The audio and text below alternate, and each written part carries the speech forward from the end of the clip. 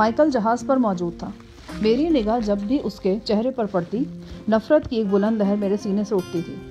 میں نے کل رات اس شخص کا ایک نہایت خطرناک اور شفاف روپ دیکھا تھا، اور مجھے یقین تھا کہ وہ اس سے بھی بڑھ کر شفافی دکھا سکتا ہے۔ دوپہر کے وقت میں نیچے کمپارٹمنٹ میں پہنچا تو صفدر اور زنی گل وغیرہ سخت پریشان تھے، اور یہی کیفیت دوسرے کیبنوں میں موجود قیدیوں کی بھی تھی۔ انہوں نے رات کو پہلے پہر 2 خوفناک دھماکے سنے تھے، اور اس کے علاوہ اینٹی ایئر کرافٹ گنوں کی فائرنگ کی زوردار آوازیں بھی ان تک پہنچی تھیں۔ میں نے صفدر اور زری کو مختصر الفاظ میں ساری صورتحال سے آگاہ کیا۔ وہ حیرت میں ڈوب کر سنتے رہے۔ مائیکل کی شفاقی اور عیاری کا سن کر وہ بھی سکتے میں رہ گئے۔ بہرحال میں نے صفدر اور زری کو پابند کر دیا کہ وہ یہ باتیں صرف اپنے تک محدود رکھیں گے۔ صفدر نے کہا، ابھی تھوڑی دیر پہلے عملے کے 2 اٹالین افراد یہاں آئے تھے۔ ہمارے کیبن میں ایک پرانا رسہ سا پڑا ہوا تھا، وہ اٹھا کر لے گئے ہیں۔ میں نے پوچھا رسے کا کیا کرنا ہے، تو ان میں سے ایک بولا کہ 2 بدماشوں کو پھانسی دینا ہے۔ پھر خود ہی کہنے لگا کہ اس کو مذاق مت سمجھو، باس واقعی 2 بندوں کو لٹکا رہا ہے۔ میں نے پوچھا کہ وہ کون ہے، تو وہ بولا تمہارے جیسے بندے ہیں، 1 گردن اور 2 ٹانگوں والے۔ ہمارا دل اس وقت سے بہت پریشان ہے استاد صاحب، ہمارے دل میں بہت برا خیال آ رہا تھا، پتہ نہیں اس کا کیا مطلب تھا، وہ بڑے کمینے انداز میں ہنس بھی رہا تھا۔ زری کے چہرے پر پریشانی تھی، وہ صرف شلوار پہنے صفدر کے پہلو میں بیٹھا تھا۔ تم نے ایسا کون سا خاص جرم کیا ہے جس کی پاداش میں وہ تمہیں پھانسی دے دیں گے؟ جناب ہم کو اپنا نہیں آپ کا فکر تھا استاد صاحب، ہم تو اس کمرے میں بند ہیں، ہم نے کیا جرم کرنا ہے، آپ جہاز پر گھومتا رہتا ہے، ہم کو یہ فکر تھا کہ شاید آپ سے اور غزالہ بی بی سے کوئی غلطی ملتی نہ ہو گیا ہو۔ ہم سے پچھلے 15 برس میں کوئی غلطی نہیں ہوا، تو اب کیوں ہوگا؟ میں نے زیر لب کہا۔ زری نے نہیں سنا، لیکن صفدر نے سن لیا، اور وہ مسکرانے لگا۔ کیا فرمایا آپ نے استاد صاحب؟ کچھ نہیں، میں کہہ رہا تھا کہ کیبن میں بند رہ کر تم کچھ وہمی سے ہو گئے ہو۔ کہہ تو آپ سچ رہے، کسی وقت تو ہم کو یہ کیبن کاٹ کھانے کو دوڑتا ہے، اور تو اور ہم کبھی کبھی گلسوم سے بھی جگر پڑتا ہے۔ یہ تو واقعی اخبار میں چھپنے والی خبر ہے، مگر یہ انہونی ہوئی کیسے؟ میرا مطلب ہے کہ گلسوم سے لڑائی؟ بس اس پر ہمارا خدمت کا بھوت سوار ہے، ہر وقت یہی رٹ لگائے رکھتا ہے، ہم تمہاری خدمت کرنا چاہتا ہے، بتاؤ ہم کیا کریں؟ ہم نے کئی بار اسے سمجھایا کہ اللہ کا بندی، ہم تم کو کیا بتائے، ہم تو خود یہاں قیدی ہے، ذرا اونچی آواز میں بولے تو ہمارے سر پر ڈنڈا پڑتا ہے، ہم تم سے کیا خدمت کرائے گا، اور خدمت کراتے کیا اچھا لگے گا؟ وہ ہمارا ٹانگیں دبانے کی کوشش کرتا ہے، کہتا ہے کہ ہم تمہارے جسم کا مالش کرے گا، تمہارے سر سے جوئیں نکالے گا۔ آپ ہی بتائیں، کیا اس کیبن میں سب کے سامنے یہ سارا کام ہو سکتا ہے؟ ہاں، سارا کام تو واقعی سب کے سامنے نہیں ہو سکتا، لیکن جتنا ہو سکتا ہے اتنا تو کرا لیا کرو۔ بس اس کے اندر چین نہیں ہے استاد صاحب، ہر وقت یہی کہتا رہتا ہے، ہم کو کوئی خدمت بتاؤ، کرنے کو کوئی کام بتاؤ۔ ہم نے آج اسے اپنا قمیص پاڑ کر دیا ہے کہ چلو کونے میں بیٹھ کر جاؤ اور سوئی دھاگے سے اسے سیو، جب یہ سل جائے گا تو ہم اپنا شلوار پاڑ کر دے گا، پھر اسے سیتی رہنا۔ بس اسی بات پر وہاں کونے میں منہ پھلائے بیٹھا ہے۔ اب میری سمجھ میں آیا کہ زری نے صرف شلوار کیوں پہن رکھی ہے۔ میں نے دیکھا گلسوم واقعی ایک کونے میں گمسم بیٹھی تھی۔ میں نے اسے اپنے پاس بلایا۔ وہ کچھ دیر تذبذب میں رہنے کے بعد اٹھ کر میرے پاس آ گئی۔ اس کی معصوم آنکھوں میں آنسو جھلملا رہے تھے۔ کیا بات ہے گلسوم؟ وہ آنسو بہاتے ہوئے بولی، ہم ادھر نہیں رہتا، ہم کو گھر بھیجو۔ جاؤ بھائی زری، تانگا لے کر آؤ، گلسوم اپنے میکے جائے گی۔ صفدر نے کہا، یہ زری تو بہت کھوچل ہے شاہ جان صاحب، اسے پتہ کہ گلسوم اپنے میکے نہیں جا سکتی، اور اس جہاز میں تو میکے جانے کا راستہ کوئی نکلتا ہی نہیں ہے، اسی لیے تنگ کرتا رہتا ہے اسے۔ اگر ایسی بات ہے تو پھر میں میکے کا انتظام کر دیتا ہوں، غزالہ کے اپارٹمنٹ کو گلسوم کا میکہ قرار دے دیتے ہیں، میں بھی گلسوم کو میکے بھجواتا ہوں۔ چلو گلسوم، تم اپنا سامان باندھ لو، میں تمہیں میکے چھوڑ آتا ہوں۔ زری گل ایک دم چونک گیا، پھر گلسوم کے پیچھے ہو کر مجھے اشارے کرنے لگا کہ میں ایسی بات نہ کروں، ورنہ گلسوم سچ مچ یہاں سے جانے کی ضد کرنے لگے گی۔ صفدر نے کہا، یہ اشارے کیا کر رہے ہو؟ جو بھی بات کرنی گلسوم کے سامنے آ کر کرو۔ زری گل بوکھلا کے اور ہاتھ جوڑنے لگا۔ صفدر نے کہا، اب کیوں ہاتھ جوڑ رہے ہو؟ اوپر سے ببر شیر بنتے ہو، اندر سے بھیگی بلی ہو۔ زری کے ہونٹ پھڑکنے لگے تھے۔ گلسوم نے گھبرا کر کہا، کہاں ہے شیر؟ ابھی تھوڑی دیر پہلے تو یہیں تھا، اب بلی بن کر بھاگ گیا ہے۔ تمہیں پریشان ہونے کی ضرورت نہیں ہے، زری گل بھی اسی طرح بھاگ جائے گا، نہیں بھاگے گا تو ہم بھگائیں گے۔ تھوڑی دیر بعد میں عرشے پر گیا تو وہاں واقعی پھانسی گھاٹ کا منظر نظر آیا۔ جہاز کے دونوں پولوں پر ایک موٹی سی لکڑی افقی رخ پر رکھی گئی تھی۔ اس لکڑی کے ساتھ ایک پھندا جھول رہا تھا، غالباً یہ وہی رستہ تھا جو صبح کے وقت نیچے کیبن سے لایا گیا تھا۔ اس عارضی پھانسی گھاٹ کے ارد گرد بہت سے افراد جمع تھے اور مزید جمع ہو رہے تھے۔ یہاں میری نگاہ انورادھا عرف انو پر پڑی، وہی حسین مگر سیدھی سادی دیہاتن لڑکی جو دیگر 2 لڑکیوں کے ساتھ بمبئی سے آئی تھی۔ 2 روز پیشتر وہ فربا اندام مارکوس کی رات کو رنگین بنانے کے لیے اس کے پاس بھیجی گئی تھی۔ آج وہ اپنے آقاؤں کی صفاقی کا ایک اور مظاہرہ دیکھنے کے لیے یہاں موجود تھی۔ پروفیسر اللہ دتہ بھی مجھے گوشے میں بیٹھا نظر آیا۔ میں نے پروفیسر سے پوچھا تو اس نے بتایا کہ ایرانی جہاز سے پکڑے جانے والے 2 افراد کو لٹکایا جا رہا ہے۔ کون ہے وہ؟ میرا خیال ہے کہ موٹا مارکوس اور ایرانی جہاز کا نائب کپتان جمشید ہیں۔ ان پر ہرکولس کے نائب کپتان فلیمنگ اور دیگر 2 افراد کو قتل کرنے کا الزام ہے۔ لیکن یہ افراد تو 2 طرفہ فائرنگ میں مارے گئے تھے نا؟ ہاں، لیکن مائیکل کا کہنا ہے کہ اس فائرنگ کی شروعات ایرانی جہاز کے حملے کی وجہ سے ہوئی تھی۔ اس لحاظ سے مارکوس اور جمشید ان ہلاکتوں کے ذمہ دار ہیں۔ اچانک چیخو پکار کی آوازیں آئیں۔ میں نے دیکھا کہ مائیکل اپنے لگژری اپارٹمنٹ کی طرف سے برآمد ہوا۔ کوئی عورت اس کے قدموں سے لپٹی ہوئی تھی اور وائیویلا کر رہی تھی۔ یہ وہی سرخ و سفید صحت مند جسم والی عورت تھی جو ایرانی جہاز سے پکڑی گئی تھی اور جس کے بارے میں مجھے معلوم ہوتا کہ یہ مارکوس کی بیوی ہے۔ یہ عورت اب چیخ چیخ کر مائیکل سے رحم کی درخواست کر رہی تھی۔ یقیناً اس کی یہ درخواست اپنے شوہر مارکوس کے لیے تھی۔ وہ انگلش میں بولی، مارکوس بے قصور ہے۔ اگر کپتان کی مرضی شامل نہ ہوتی تو کیسے حملہ کرتا؟ حملہ ہو ہی نہیں سکتا تھا۔ اس کے علاوہ بھی خبر نہیں وہ کیا کچھ کہہ رہی تھی، لیکن مائیکل نے جیسے اپنے کان بند کر رکھے تھے۔ مائیکل نے اپنے دوسرے پاؤں کی ٹھوکر سے فربا اندام عورت کو پیچھے دھکیل دیا۔ وہ پھر روتی ہوئی مائیکل کے قدموں سے چمٹ گئی۔ مائیکل نے حبشی کارندوں کو اشارہ کیا۔ وہ عورت کو بازوؤں اور بالوں سے کھینچتے ہوئے پیچھے لے گئے۔ وہ اب بھی مائیکل کو خدا اور یسوع مسیح کے واسطے دے رہی تھی۔ حبشی پہرے داروں نے اس کے منہ پر چوڑا ٹیپ چپکا کر اس کی بولتی بند کر دی۔ عرشے پر ایک طرف 3-4 قطاروں میں کرسیاں رکھی تھیں۔ مائیکل، کپتان جم، نائب کپتان آرتھر اور دیگر سرکردہ افراد ایک اگلی نشستوں پر بیٹھ گئے۔ یہ درندہ صفت لوگ تھے اور درندگی کا مظاہرہ ان کے لیے دلچسپ تماشے کی حیثیت رکھتا تھا۔ مائیکل کی نگاہ مجھ پر پڑی تو اس نے مجھے بھی اپنے پاس بلا کر بٹھا لیا۔ کیا اس سزا کا سرعام مظاہرہ کرنا ضروری تھا؟ کیوں؟ اس میں برائی کیا ہے؟ مرنے والا تو مرے گا ہی، دیکھنے والوں کی بھی تفریح مفت میں ہو جائے گی۔ لیکن یہ بھی تو سوچو مائیکل کہ اس تفریح کو خواتین بھی دیکھیں گی، جن میں تمہاری پیاری بیوی شائستہ بھی شامل ہے۔ اس کے ذہن پر کیا اثر پڑے گا؟ اچھا ہی اثر پڑے گا۔ اسے معلوم ہوگا کہ اس کا خاوند کوئی کمزور شخص نہیں ہے۔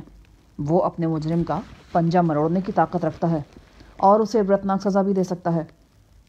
صاف صاف کیوں نہیں کہتے کہ صفاقی کے اس مظاہرے سے دوسروں پر تمہاری ہیبت طاری ہوگی، جن میں تمہاری مبینہ بیوی بھی شامل ہے؟ یہ تمہاری اپنی سوچ ہے جو سراسر غلط ہے۔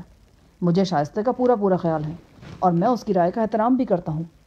شاید تم یقین نہ کرو، مگر یہ حقیقت ہے کہ شائستہ کے ہی کہنے پر میں ان دونوں افراد کو پھانسی دے رہا ہوں، ورنہ میں نے تو ان کے لیے ایسی سزا سوچی تھی کہ قیامت تک ان کی روحیں چیختے چلاتی رہتی۔ کیا مطلب؟ یہ دونوں بدبخت اپنے ہاتھوں سے اپنی کھال اتارنے پر مجبور ہو جاتے۔ 3 cc کا صرف ایک انجیکشن ان دونوں کو لگا دیا جاتا اور یہ خود کو کھجا کر اپنی چمڑی ادھیڑ ڈالتے، خود کو کھجاتے چلے جاتے یہاں تک کہ مر جاتے۔ میں لرز کر رہ گیا۔ اس بدنام زمانہ کیمیائی مرکب کے بارے میں نے بھی سن رکھا تھا۔ اس مرکب کو اگر کسی انسانی جسم میں داخل کر دیا جائے تو پوری جلد میں نہایت شدید قسم کی خارش شروع ہو جاتی ہے اور انسان خود کو اتنا کھجاتا ہے کہ اپنی جان تک لے لیتا ہے۔ بہت خوب، خود کو رحمدل ثابت کرنے کی یہ مثالی دلیل ہے۔ میں تمہاری ذہانت کا معترف ہو گیا ہوں۔ معترف تو تمہیں ابھی اور بھی بہت سی باتیں کا ہونا پڑے گا ڈیئر۔ آگے دیکھو ہوتا ہے کیا۔ اسی دوران میں دھما چوکڑی کی آوازیں آئیں۔ میں نے دیکھا ایک جانب سے دونوں مجرمان برآمد ہو رہے تھے۔ ان دونوں کے جسموں پر صرف ایک انڈر ویئر تھا۔ دونوں کے ہاتھ پشت پر بندھے تھے اور منہ پر چوڑا ٹیپ چپکا ہوا تھا۔ ان دونوں کے رنگ بالکل سفید ہو رہے تھے اور آنکھوں میں دہشت منجمد ہو کر رہ گئی تھی۔ توانا حبشی گارڈز ان دونوں کو کھینچتے اور گھسیٹتے ہوئے پھانسی گھاٹ تک لا رہے تھے۔ جمشید تو خیر مناسب جسم کا تھا، مگر فربا اندام مارکوس کو برہنہ حالت میں دیکھنا نہایت ہی مذائقہ خیز تھا۔ اس کا پہاڑ سا جسم تھل تھل کر رہا تھا اور توند عجیب انداز میں دائیں بائیں ہل رہی تھی۔ اس کی توند دیکھ کر معدے کے ایک بہت بڑے پیڑے کا تصور ذہن میں آتا تھا۔ اپنے سامنے پھانسی کا پھندا دیکھ کر دونوں افراد کی حالت مزید پتلی ہو گئی اور وہ خود کو چھڑانے کی بے تحاشا کوشش کرنے لگے۔ سیاہ فام پہرے داروں نے نائب کپتان جمشید کو تو ایک پول کے ساتھ نائلون کی رسیوں سے باندھ دیا۔ وہ مارکوس کو کھینچتے اور گھسیٹتے ہوئے پھندے کی طرف لے گئے۔ مارکوس ہاتھوں سے نکل جا رہا تھا، مگر پہرے داروں کے سامنے اس کا کوئی زور نہیں چل رہا تھا۔ مارکوس کو ایک 4 فٹ اونچے تختے پر کھڑا کر کے اس کے گلے میں پھندا ڈالا گیا اور پھر اس کے پاؤں بھی باندھ دیے گئے۔ مارکوس کے ہونٹوں پر ٹیپ تھی، مگر اس کے گلے کی رگیں پھولی ہوئی تھیں اور منہ سے مسلسل غوں غاں کی آوازیں نکل رہی تھیں۔ اس کے تاثرات دیکھ کر اندازہ ہوتا تھا کہ یقینی موت کو سامنے دیکھ کر اس کے حواس مختل ہو گئے ہیں اور وہ مائیکل اور اس کے ساتھیوں کو بے تحاشا گالیاں دے رہا ہے۔ مائیکل ٹہلتا ہوا مارکوس کے بالکل قریب جا کھڑا ہوا اور مزاحیہ انداز میں بولا، موٹے بیل، تیری بسیار خوری اور شراب نوشی نے تیرا بیڑا غرق کیا ہے۔ اگر تیرے اندر یہ کمزوریاں نہ ہوتی اور تیرا گوشت قدرے بہتر ہوتا تیری بیوی کی طرح، تو تجھے شاید پھانسی کی سزا نہ ہوتی، تجھے بے ہوشی کا انجیکشن لگا کر بڑی درمندی سے ذبح کر دیا جاتا اور تیرا جسم خلق خدا کے پیٹ کی آگ بجھانے کے کام آتا۔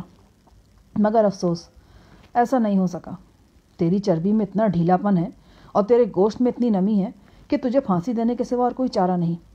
لہٰذا میرے پیارے بیل، خدا تمہارا نگہبان ہو۔ مائیکل پیچھے ہٹ گیا۔ ایک ادھیڑ عمر اٹیلین فرباندام مارکوس کے قریب کھڑا ہوا اور انجیل کے کچھ اقتباسات پڑھنے لگا۔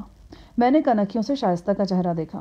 وہ مائیکل کی خوشنودی کے لیے حاضرین میں بیٹھی تھی، مگر اس کی رنگت ایسی تھی کہ کاٹو تو لہو نہیں۔ وہ بار بار اپنے خشک لبوں پر زبان پھیر رہی تھی۔ ہاں، دیگر حاضرین بڑے خوش و خرم نظر آ رہے تھے۔ ان میں فلیمنگ کی بیوہ ڈوروتھی بھی شامل تھی۔ اس کی خوشی قابل فہم تھی۔ ان افراد کو سرعام پھانسی ہو رہی تھی جنہیں فلیمنگ اور دیگر افراد کے قتل کا ذمہ دار قرار دیا جا رہا تھا، مگر دوسرے افراد بھی بڑھ چڑھ کر مسرت کا اظہار کر رہے تھے۔ غالباً صفاقی کے ایسے مظاہرے دیکھ دیکھ کر ان کے دل و دماغ پر مہریں لگ چکی تھیں۔ اب یہ سب کچھ ان کے لیے ایک دلچسپ تماشے سے زیادہ حیثیت نہیں رکھتا تھا۔ ادھیڑ عمر شخص انجیل پڑھ کر پیچھے ہٹا تو مائیکل نے ہاتھ سے اشارہ کیا۔ لکڑی کا 4 فٹ اونچا تختہ مارکوس کے پاؤں تلے سے کھینچ لیا گیا۔ پھندے کے رستے میں اتنی گنجائش نہیں تھی کہ مارکوس شدید جھٹکے سے نیچے گرتا اور اس کی گردن وغیرہ ٹوٹتی۔ تختہ کھسکنے سے وہ بس 3-4 انچ نیچے آیا اور گلا گھٹ جانے سے تڑپنے لگا۔ یہ ایک دلدوز منظر تھا۔ مارکوس کا پہاڑ سا جسم جانکنی کے عالم میں تھا۔ مارکوس کے چہرے کو نقاب سے نہیں چھپایا گیا تھا، لہٰذا اس کے بھیانک تاثرات واضح نظر آ رہے تھے۔ آنکھیں حلقوں سے ابلی پڑ رہی تھیں اور گلے سے گھیں گھیں کی خوفناک آواز نکل رہی تھی۔ تختہ ہٹانے سے چند سیکنڈ پہلے اس کے ہونٹوں پر چپکا ہوا ٹیپ ہٹا لیا گیا تھا۔ اب مارکوس کے کھلے ہوئے منہ سے اس کی زبان باہر لٹک رہی تھی۔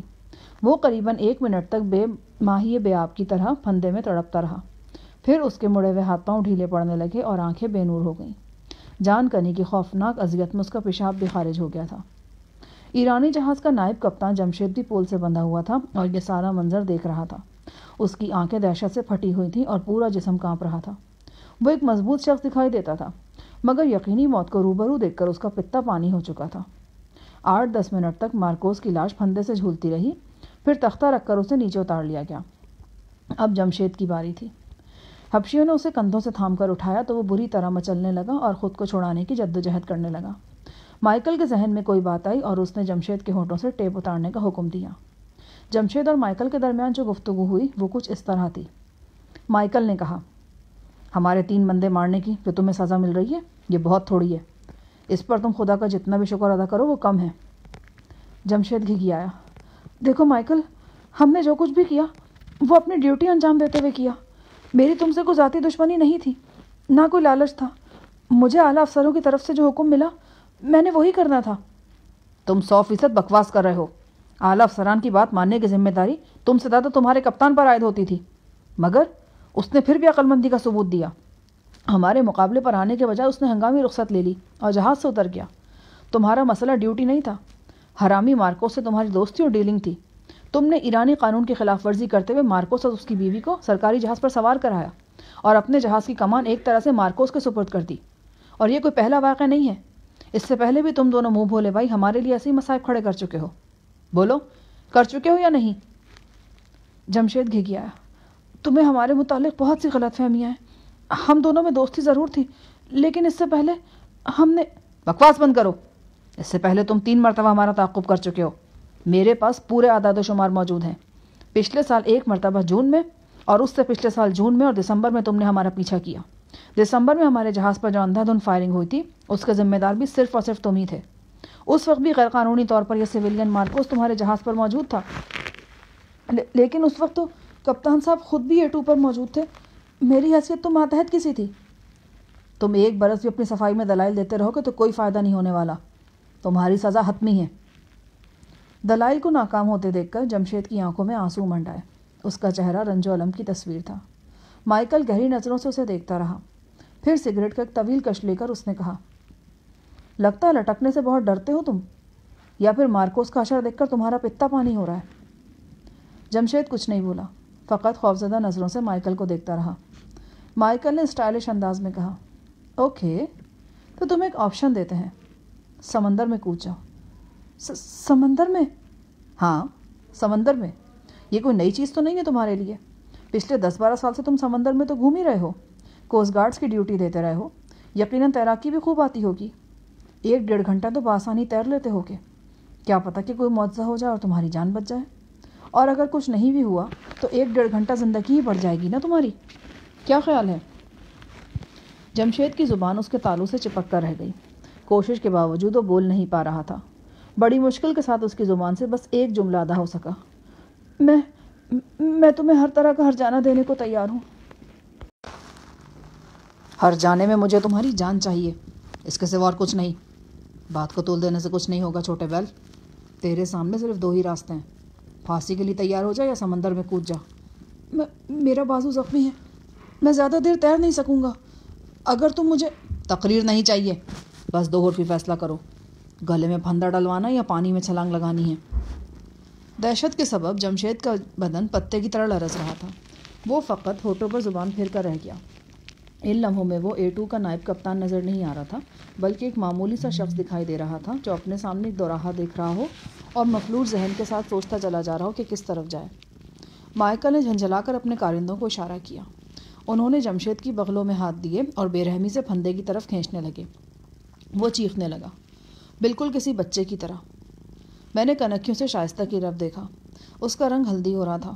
اس کے اپنے بس میں ہوتا تو وہاں 1 سیکنڈ کے لیے بھی نہیں بیٹھتی, لیکن اسے وہاں بٹھانے والا اس کا شوہر نامدار مائیکل تھا, اس لیے وہاں سے اٹھنا بھی ممکن نہیں تھا. جب پھانسی کا پھندا جمشید کی گردن کی طرف بڑھایا گیا تو اس نے نہایت بے قراری کے عالم میں سر کو دائیں بائیں ہلایا اور پہرے داروں کو بتایا کہ وہ پھانسی نہیں پانا چاہتا. پہرے داروں نے اس سے جواب میں کہا کہ پھر اسے سمندر میں کودنا ہوگا. جمشید کے چہرے پر کرب کی ایک شدید لہر ابھری. اس نے اس بات میں سر ہلا دیا. پہرے داروں نے اس کی پشت پر بندھے ہوئے ہاتھ کھول دیے اور رائفلیں اس کی طرف سیدھی کر لیں. پھر وہ اسے دھکیلتے ہوئے جنگلے کی طرف لے گئے. عین جنگلے پر پہنچ کر وہ پیچھے ہٹ گئے. جمشید نے بے بسی سے ارد گرد دیکھا. رائفلوں نے اس کا نشانہ لے رکھا تھا. ایک کرہ کے ساتھ اس نے سمندر میں چھلانگ لگا دی. اس کا عریاں جسم سورج کی روشنی میں تیزی سے نیچے گرتا نظر آیا. پھر وہ ایک جھپاکے کے ساتھ سمندر میں پہنچ گیا. حاضرین میں سے بہت سے افراد اٹھ کر جنگلے کے ساتھ کھڑے ہو گئے اور جمشید کو ہاتھ پاؤں چلاتے دیکھنے لگے. وہ بغیر کسی امید اور آسرے کے تیر رہا تھا. یہاں کون تھا جس نے اسے بچانے کے لیے آنا تھا؟ اور جو یہاں موجود تھے وہ بچا نہیں سکتے تھے. وہ تو اسے سزا دے رہے تھے. وہ سب کے سامنے ڈوب رہا تھا. وہ بار بار جہاز کی طرف آتا, اس سے ٹکراتا, پھر چند فٹ پیچھے چلا جاتا. اس کے ہاتھ پاؤں پھولتے جا رہے تھے اور اس کی چیخ و پکار میں پہلے سے شدت نہیں رہی تھی. یہ سب کچھ میری برداشت سے باہر تھا, لیکن میں کر بھی کیا سکتا تھا. میری حیثیت ایک بے بس قیدی کی سی تھی. میں جنگلے سے ہٹ کر واپس کرسی پر آ بیٹھا. شائستہ اٹھ کر اپنے اپارٹمنٹ میں جا چکی تھی. پروفیسر ایک طرف سر جھکائے بیٹھا تھا. میں نے کہا کہ تو ظلم کی انتہا ہے پروفیسر. وہ بدنصیب چیخ چیخ کر اور ہاتھ پاؤں چلا چلا کر ڈوب جائے گا. بے وقوف نے یہ اذیت خود ہی مول لی ہے. پھانسی پا لیتا تو 1 منٹ میں جان چھوٹ جاتی. پروفیسر نے اداسی سے کہا, انسان اپنی فطرت سے تو نہیں بھاگ سکتا نا. وہ آخری وقت تک جان بچانے کی کوشش کرتا ہے. زندگی کے لیے تو لوگ لڑتے ہی ہیں, موت سے چند منٹ کی مہلت پانے کے لیے بھی تو لڑتے ہیں, اور یوں کبھی کبھی خود موت کو اور اذیتناک بھی بنا لیتے ہیں. میں نے مائیکل کی طرف دیکھا. وہ بڑی شان سے جنگلے پر کوہنیاں ٹکائے کھڑا تھا. اس نے جمشید کی جانکنی کا منظر زیادہ وضاحت سے دیکھنے کے لیے آنکھوں پر ٹیلیسکوپ لگا رکھی تھی. میرا جی چاہا کسی حبشی گارڈ سے رائفل چھینوں اور اس ماڈرن آدم خور کو اڑا کر رکھ دوں, مگر وہ کچی گولیاں نہیں کھیلا تھا. اس نے مجھے حدود میں رکھنے کے لیے ایک بڑا پکا بندوبست کر رکھا تھا. غزالہ کے اپارٹمنٹ میں لگا ہوا ویڈیو کیمرہ اور سائڈ ٹیبل پر پڑا ہوا وہ طاقتور بام جسے 1 سیکنڈ کے اندر ریموٹ کنٹرول سے بلاسٹ کیا جا سکتا تھا. زبردست بندوبست ہی تو تھا. غزالہ ہر لحظہ نشانے پر تھی. میری کوئی بھی حرکت غزالہ اور میرے دیگر ساتھیوں کی زندگی کے لیے خطرے کا باعث بن سکتی تھی. میں جنگلے سے دور ہٹایا تھا, مگر اب مجھے یہاں بیٹھنا بھی اچھا نہیں لگ رہا تھا. سینے میں عجیب گھٹن سی بھرتی جا رہی تھی۔ میں اٹھ کر زیری کمپارٹمنٹ میں اپنے ساتھیوں کے پاس چلا آیا۔ کوئی 2 گھنٹے بعد مجھے پہرے دار جوزف کی زبانی خبر ملی کہ ایرانی جہاز کا نائب کپتان 1 گھنٹہ مسلسل پانی میں تیرنے کے بعد ڈوب کر مر گیا۔ اس کا ایک بازو زخمی تھا اور آخری آدھا گھنٹہ وہ ایک ہی بازو سے تیرنے کی کوشش کرتا رہا تھا۔ اس رات میری آنکھ میں شدید درد ہوا۔ یہ وہی آنکھ تھی جس پر آدم خور سائمن سے لڑائی کے دوران میں چوٹ لگ گئی تھی۔ کئی ہفتے گزرنے کے باوجود آنکھ کے نچلے حصے میں ابھی تک تھوڑی سی لالی موجود تھی۔ کسی وقت سر جھکانے سے شدید ٹیس بھی اٹھتی تھی۔ رات کو شروع ہونے والا درد صبح تک جاری رہا اور سر کا ایک حصہ پھوڑا سا بن گیا۔ صبح 9-10 بجے کے قریب مائیکل زیری کمپارٹمنٹ میں آیا۔ اس وقت میں کیبن کے فرش پر لیٹا تھا اور زری گل میرے منع کرنے کے باوجود میرا سر دبا رہا تھا۔ مائیکل نے پوچھا، کیا ہوا ہے؟ صفدر نے بتایا کہ رات سے آنکھ میں درد ہے اور شب بیداری کی وجہ سے ہلکا سا بخار بھی ہو رہا ہے۔ مائیکل نے مجھے فوراً اٹھنے کا حکم دیا اور غور سے میری آنکھ کا معائنہ کرنے لگا۔ پھر وہ بیزاری سے بولا، کچھ بھی نہیں ہے، ہلکی سی سرخی ہے، ٹھیک ہو جائے گی۔ تمہارے تو اپنے گھر میں ڈاکٹر موجود ہے، وہ تمہاری سوئٹ ہارٹ غزالہ، اس کو دکھاؤ، 2 منٹ میں تمہیں ہنستا کھیلتا کر دے گی۔ مائیکل کا لہجہ معنی خیز تھا۔ مشورے کا شکریہ، میں نے کہہ کر منہ دوسری طرف پھیر لیا۔ در حقیقت میرا دل مائیکل کی شکل دیکھنے کو بھی نہیں چاہ رہا تھا۔ وہ میرے اندازوں سے زیادہ شفاق اور درندہ صفت تھا۔ اپنے غرور و تکبر کا سر اونچا رکھنے کے لیے اس نے جس طرح A2 کے پرخچے اڑائے تھے وہ ایک ناقابل فراموش واقعہ تھا۔ یہ سب کچھ کر کے بھی اس بدبخت کی تسلی نہیں ہوئی تھی اور اس نے کل 2 افراد کو نہایت بے دردی سے سزائے موت دے دی تھی۔ بہرحال مائیکل کے جانے کے بعد صفدر اور زری نے بھی مجھ پر زور دینا شروع کیا کہ میں ایک بار غزالہ کو آنکھ دکھا لوں، بلکہ ایک طرح سے انہوں نے مجھے دھکیل کر کیبن سے باہر بھیج دیا۔ میں نے اوپر جا کر غزالہ کو صورتحال بتائی۔ اس نے بڑے دھیان سے میری آنکھ کا معائنہ کیا۔ میں نے بھی اسے ساری کیفیت بتائی۔ غزالہ بظاہر تو پرسکون رہی، لیکن مجھے محسوس ہوا کہ وہ اندر سے کچھ مضطرب ہو گئی ہے۔ وہ اس سے پہلے بھی 1-2 بار میری آنکھ کے حوالے سے تشویش کا اظہار کر چکی تھی، مگر اب اس کی تشویش بڑھی ہوئی نظر آتی تھی۔ اس نے مجھے صوفے پر لٹا دیا اور سر درد کم کرنے کے لیے گولی دی۔ اس کے بعد اس نے پہرے دار جوزف کے ذریعے کلینک کے انچارج کو بلایا۔ یہ ایک کمپاؤنڈر نما شخص تھا جو شکل و صورت سے ہی اٹالین نظر آتا تھا۔ غزالہ نے اس سے دستیاب دواؤں کے بارے میں پوچھا۔ پھر اس نے چند دواؤں کے نام لکھ کر اٹالین شخص کو دیے اور ان سے کہا کہ اس میں سے جو بھی دوا موجود ہو وہ لے آئے۔ اٹالین کمپاؤنڈر کی واپسی 10-15 منٹ بعد ہوئی۔ اس کے پاس ایک آئی ڈراپس اور کیپسول تھے۔ آئی ڈراپس ملنے پر غزالہ مطمئن نظر آ رہی تھی۔ اس نے بتایا کہ آج سارا دن 2-2 گھنٹے بعد یہ ڈراپس میری آنکھ میں ڈالے جانے چاہیے۔ کیپسول غالباً اینٹی بائیوٹک تھا۔ وہ اس نے مجھے فوراً ہی پانی کے ساتھ کھلوا دیا۔ میں واپس جانا چاہتا تھا مگر اس نے مجھے کیبن میں ہی روک لیا تاکہ ڈراپس باقاعدگی کے ساتھ آنکھ میں ڈالے جا سکے۔ ننا تابی میرے ارد گرد منڈلا رہا تھا۔ غزالہ نے اسے ڈانٹا، دیکھو تم آنکھ میں انگلی چبوتے رہتے تھے نا، آنکھ خراب ہو گئی۔ غزالہ کی بات کہاں اس کی سمجھ میں آئی ہوگی، لیکن غزالہ کے تاثرات اور لہجے سے وہ سہم گیا۔ وہ اپنی گول گول آنکھوں سے کبھی میری طرف اور کبھی غزالہ کی طرف دیکھ رہا تھا۔ غالباً وہ اتنا ضرور سمجھ گیا تھا کہ اس کی شرارتوں کی بات ہو رہی ہے اور میری زخمی آنکھ کی بات ہو رہی ہے۔ غزالہ نے مزہ لینے کے لیے اس کے سر پر ہلکی سی چپت لگائی۔ بٹر بٹر کیا دیکھ رہے ہو، نظر نہیں آتا انکل کی آنکھ کتنی لال ہو رہی ہے؟ اس نے منہ بسورنے کے انداز میں نچلے ہونٹ کو حرکت دی۔ اس کے چھوٹے چھوٹے نتنے پھولے پچکے اور وہ ایک دم پورے زور سے رو دیا۔ بچہ مار کھا کر بھی ماں ہی کی طرف جاتا ہے۔ تابی بھی دوڑتا ہوا غزالہ کی ٹانگوں میں گھس گیا۔ غزالہ کا چہرہ سرخ ہو رہا تھا۔ وہ اپنی مسکراہٹ دباتے ہوئے بولی، میں بالکل بھی نہیں بول رہی تم سے، تم بہت خراب بچے ہو۔ وہ اور زور سے رونے لگا۔ میں نے اسے پکڑ کر اپنی طرف کر لیا، تھوڑا سا پچکارا، تھوڑا سا دلاسا دیا۔ میں لیٹا ہوا تھا۔ اس نے میرے پیٹ پر سرک دیا اور کنکھیوں سے غزالہ کی طرف دیکھنے لگا، ساتھ ساتھ وہ ہچکیاں بھی دیتا جا رہا تھا۔ تھوڑی دیر بعد جب غزالہ نے اسے اپنے ساتھ لگایا تو اس کا رونا دھونا بند ہوا۔ غزالہ سارا دن میری دیکھ بھال میں لگی رہی۔ اس نے کھانا بھی میرے لیے خود ہی بنایا۔ ٹائم کے عین مطابق وہ آنکھ میں ڈراپس بھی ڈالتی رہی۔ بھئی تم نے تو مجھے واقعی مریض بنا کر رکھ دیا ہے، یوں لگتا ہے کہ میں کسی ICU وارڈ میں داخل ہوں۔ قریب المرگ نہیں ہوں میں، ٹھیک ٹھاک ہوں۔ میں بھی ٹھیک ٹھاک ہی تھی، سر پر معمولی چوٹیں آئی تھیں۔ آپ 24 گھنٹہ میرے سرانے بیٹھے رہتے تھے۔ وہ تو واقعی سیریس چوٹیں تھیں۔ یہ بھی تو میرا مطلب ہے۔ وہ ایک دم گڑبڑا کر چپ ہو گئی، پھر سنبھل کر بولی، آپ اس آنکھ کی چوٹ کو معمولی نہ سمجھیں، بے احتیاطی سے یہ بگڑ بھی سکتی ہے۔ سمندری ہوا اور موسم کی تبدیلی بھی اس کے لیے نقصان دہ ہے۔ چوٹ تو آنکھ میں ہے نا، سر میں درد کیوں ہو رہا ہے؟ آنکھ سے نکلنے والے اعصاب پیچھے تک جاتے ہیں، اس کے علاوہ خون کی بہت باریک رگیں ہوتی ہیں۔ جس طرح سر پر چوٹ لگنے سے بعض اوقات آنکھ میں سرخی جم جاتی ہے، اسی طرح آنکھ کی چوٹ سے سر کے کسی حصے میں درد شروع ہو سکتا ہے۔ میرا اندازہ ہے کہ آپ کی آنکھ کے ارد گرد کسی رگ میں خون جما ہوا ہے۔ چند دن احتیاط کی جائے اور دوا وغیرہ لی جائے گی تو بالکل ٹھیک ہو جائے گا، لیکن اگر بے احتیاطی کی گئی نا تو خطرہ بڑھ سکتا ہے۔ ایسی صورت میں آپریشن تک نوبت آ سکتی ہے۔ لگتا ہے کہ تم مجھے ڈرانے کی کوشش کر رہی ہو۔ نہیں، میں سمجھانے کی کوشش کر رہی ہوں۔ شام تک میری طبیعت کچھ بہتر ہو گئی، آنکھ کی چبھن میں بھی افاقہ ہوا۔ تابی میرے ارد گرد موجود رہا، تاہم غزالہ کی سرزنش کام کر گئی۔ اس نے میری آنکھ کے ساتھ اٹکھیلیاں کرنے کی کوشش نہیں کی۔ اس کے برعکس غزالہ کے کہنے پر وہ بڑے پیار سے میری آنکھ پر ہاتھ پھیرتا رہا اور پھونکے مارتا رہا۔ اس کی ادائیں واقعی دل لبھانے والی تھیں۔ کل آدھی رات سے ہمارا جہاز پھر حرکت میں تھا۔ وہ حسب سابق مغرب کی طرف سفر کر رہا تھا۔ کیا خیال ہے آپ کا؟ ہم کب تک ساحل پر پہنچ جائیں گے؟ کچھ کہا نہیں جا سکتا۔ مائیکل اور اس کے ساتھی جس طرح ایرانی جہاز کو ایندھن دینے سے ہچکچا رہے تھے، اس سے تو اندازہ ہوتا ہے کہ ساحل اتنا قریب بھی نہیں ہے۔ کبھی تو دل چاہتا ہے کہ سفر جلد ختم ہو، اور کبھی دل چاہتا ہے کہ ہم راستہ بھٹک جائیں اور اسی طرح سمندر میں گھومتے رہیں۔ کیوں؟ بھٹکنے کا خیال کیوں ذہن میں آتا ہے؟ منزل کے ڈر سے۔ خبر نہیں وہاں پہنچ کر کیا ہوگا، کیا حالات پیش آئیں گے۔ میرا مطلب ہے کہ ہم سب اکٹھے رہ بھی سکیں گے یا نہیں؟